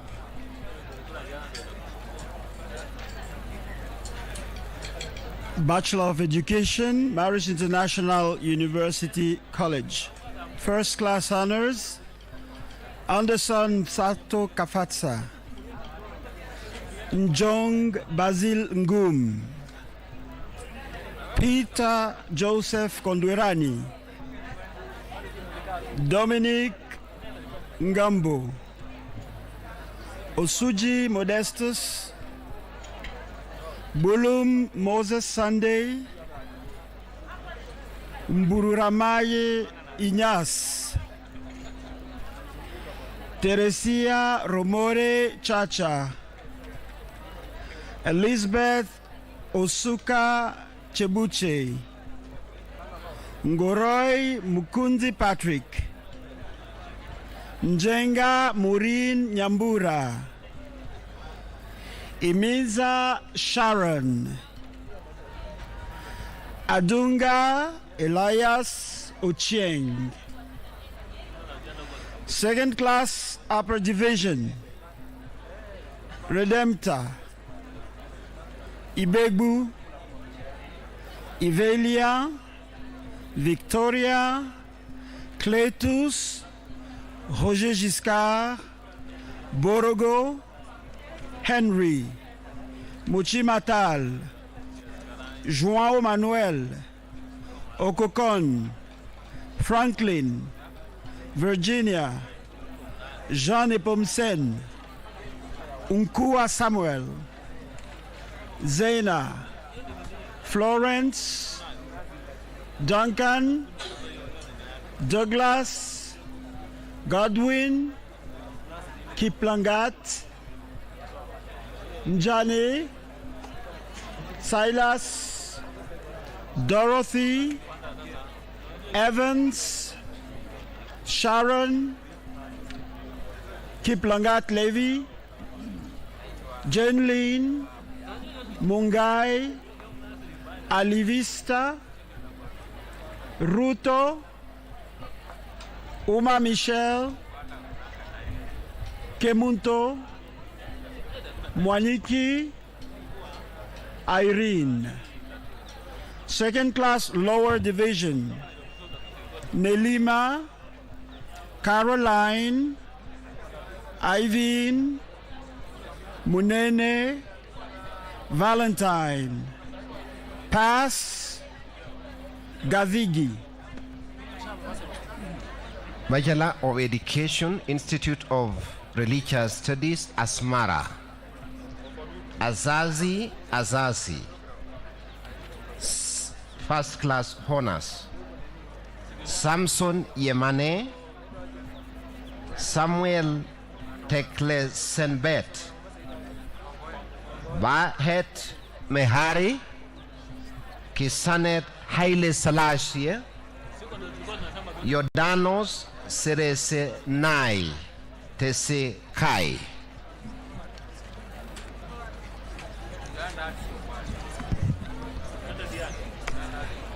Bachelor of Commerce. Sorry. Second class upper division, Tesfai Abraha. Bachelor of Commerce, Kwea, Accounting Option, Second Class Honors Upper Division. Bulen, Mwangi, Anyango, Kalekie, Kibambi, Mawia, Chepkilui, Jepkemei, Jelotich, Mudeo, Morgan, Chepto, Okoth, Awol, Kiptum, Wasike, Mboro, Nakalei, Kiprotich, Kiplagat, Hilali, Sigala, Jelly, Chepkemboy, Favor. Second class honors, lower division. Joanan, Abuk, Nyamuhu, Weda, Kelvin, Kipkoskei, Mututu, Gloria, Egidius, Wafula, Apach, Akinyi, Iwagwi, Mayo, Mutuku. Banking and Financial Services Option, Second Class Honors Upper Division, Veronica. Second Class Honors Lower Division, Matundula, Taban, Muiruli. Finance Option, First Class Honors, Brian Kibawat, Chebet June, Ongwae Helen. Second Class Honors Upper Division, Chepchuba, B, Wanjiku, Kamau, Wanjiro, Kimani, Mudhoni, Munyao, Siteia, Adeba, Maanya, Richard, Wachuka, Kamau, Simi, Malakwen, Adhiabo, Mwenda, Kimalu, Mugo, Njuguna, Jepto, Mbusia, Somane, Nzolo, Shalon, Ngeli, Ngule, Mtenga, Moses, Kedogo, Oduor, Joseph, Gadhuo, Mugambi, Keta, Baitukubake, Apuoka. Second Class Honors Lower Division, Dindi, Mwakwinda, Hinga, Suku, Chepkoesh, Kiplimo, Bethwell, Agau, Karemi, Mwende, Okelo, Maina, Amala, Wanjunu, Kalebe, Buva, Kemboi, Katoto, Dua, Getofu, Edwin, Kemei, Pass, Umunyaku, Mwangagi, Olayo. Human Resource Management Option, Second Class Honors Upper Division, Cecilia, Ruanika, Jebet, Naomi, Otieno, Makena, Honge, Emma. Second Class Honors Lower Division, Waboi, Cheluyot, Munyoki, Kundu, Chepngetich, Gekonyo, Grolia, Emmanuel, Kipkoril, Setim, Mora, Pass, Kerubo. Management Option, Second Class Honors Upper Division, Ikunga, Temwa. Second Class Honors Lower Division, Ikirol, Karaoke, Barole, Mwaora, Bumba, Baabu, Mukami, Toet.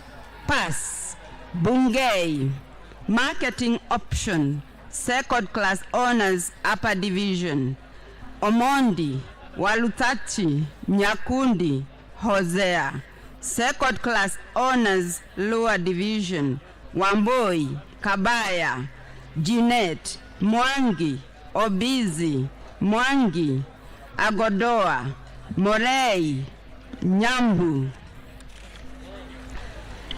Adedum, Bachelor of Commerce, Second Class, Upper Division. Rebecca Anai, Second Class Honors, Lower Division. Adhiabu, Maluti, Wamai. Bachelor of Business Administration, Catholic University of South Sudan. Second Class Honors, Upper Division. Emmanuel, Lado, Bojo, Poni, Sebit, Kiden, Yaguru, James. Second Class Honors, Lower Division. Sarafina, Butrus, Pio, Abraham, Adam, Angok, Anthony, Chok, Angelo, Ishaba, Joseph, Lemmy, Lueza, Margaret, Garang, Alimas, Susan, Quat, Alfred, Ukelo, Genti, Dow, William, Daniel, Grace, Jacob, Ephraim, Morris, Matwain, Peter, Pass, Alfred Wool, Deng, Alice, Chenigan, Matiang. Bachelor of Human Resource Management, Catholic University of South Sudan. Second Class Honors, Upper Division. Charles, Kenneth, Peter, Nen, Joseph, Flora, Emmanuel, Madeline, Priscilla.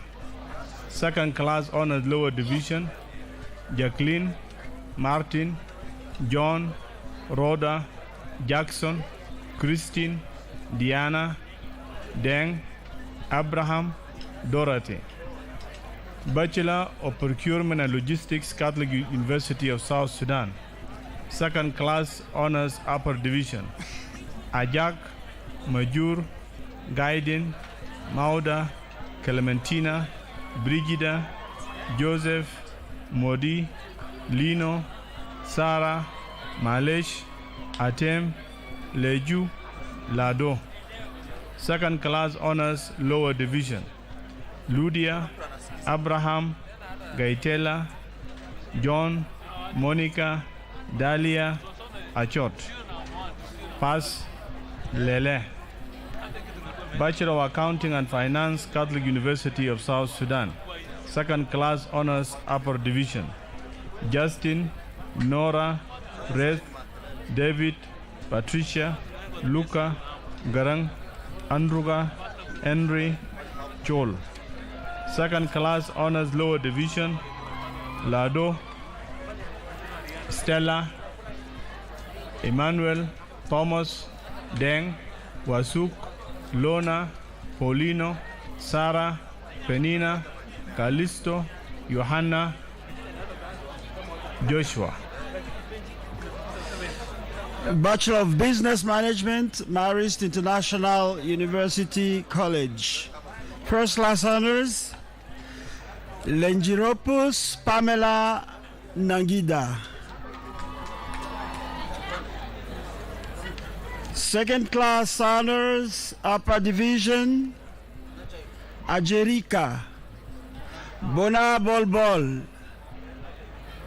Nditika, Wanjiru, Kamau, Kimani, Faith, Hannah, Hussein, Lina, Athman, Winfrida. Second Class Honors, Lower Division, Kariuki, Wanjiru, Jason, Vosco, Redempta, Mercy, Otia, Wycliffe, Solomon, Wairegi, Hope, Nyaboke, George Lyson.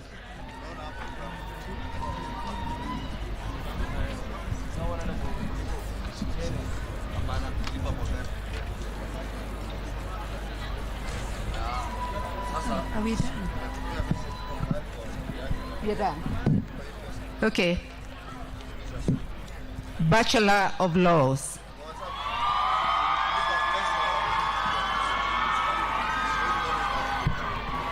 First class honors, Stephanie Fenya Nzomo, sister.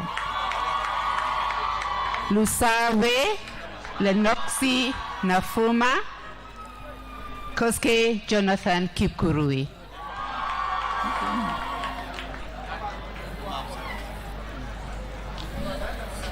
We request that you maintain silence as the Dean reads out the name, please.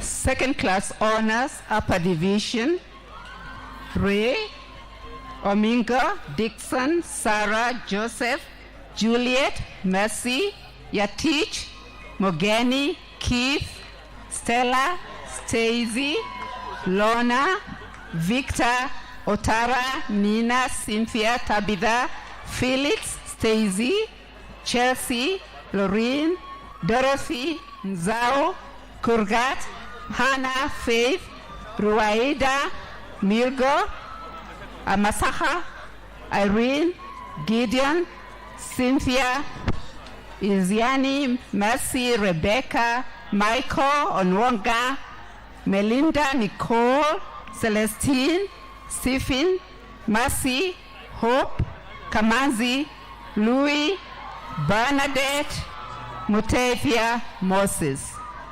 Second class honors, lower division, Kirui, Chepkurui, Victoria, Capistran, Randa, Ian, Pauline, Colonel, Rodney, George, Muinde, Nicole, Wanambisi, Koech, Wairimo, Jacinta, Waivera, Haman, Ivy, Nyambura, Tara, Cecilia, Penina, Kiran, Samuel, Kamami, Mche, Stephanie, Wako, Gachomba, Juliet, Lavine, Ezekiel, Austin, Githenji, Maureen, Olive, Mito, Muthoni, Davis, Naomi, Sharon, Brian, Edith, Gani, Bravin, Najengo, Leon, Japheth, Adia, Lynn, Steffi. Pass. Viola, Naomi, Joanna, James, Ivy, Naibaraki, Stacy, Chova, Ojuando, Kevin, Muiruri, and Julius.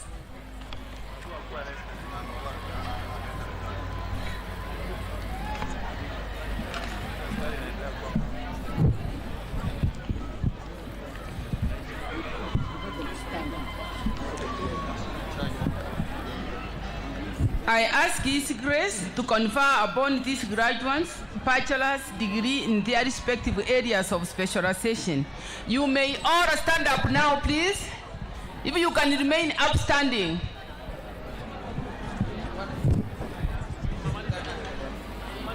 Very good. So on the recommendation of the Senate and by virtue of the authority vested in me by the University Council, I confer upon you the bachelor's degree in your area of specialization.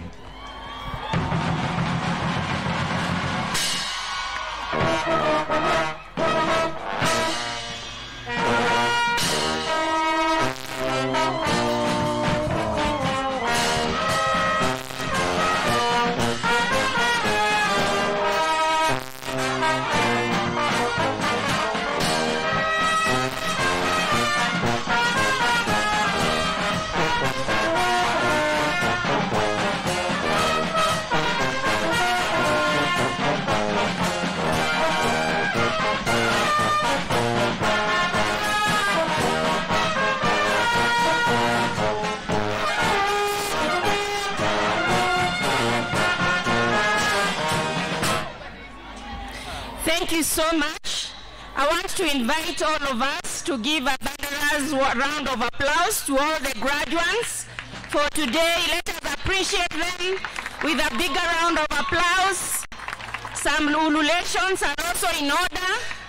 I know you can't wait to throw your parties, but we are almost coming to the tail end of the program. If you can just give us 5 minutes, kindly settle down so that we can finalize the program in an orderly manner. Kindly allow me to invite the Rector and the Vice Chancellor of the Catholic University of Eastern Africa, Very Reverend Professor Stephen Mbugwangare, to give a few remarks as he concludes and appreciates our guests for today. Thank you very much. I wish just to say a big thank you. God bless you. God bless our chief guest, and we pray for you as you start your career. We will be working together with you, and God bless you and your family and your work. We also thank our council, our faculty members who are here, our students, our parents and the guardians, and all our guests. Just one announcement: all the degrees and certificates will be ready for collection from 8th of November. So within this week, we sign all of them, and they will be ready from the 8th of November. Thank you very much.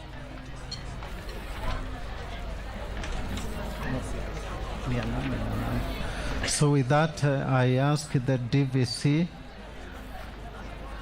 academics to give this gift to the chief guest.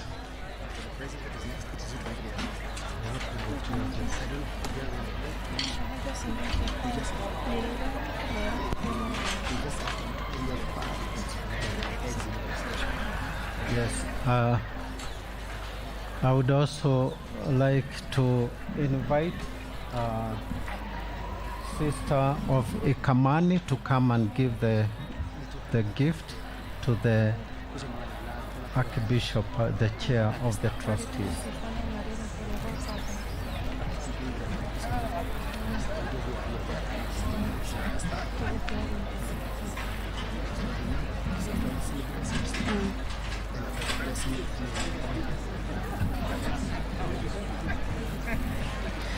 I'll invite back the Vice Chancellor to invite the Pro-Chancellor to dissolve and bless the congregation. Sorry, the registrar.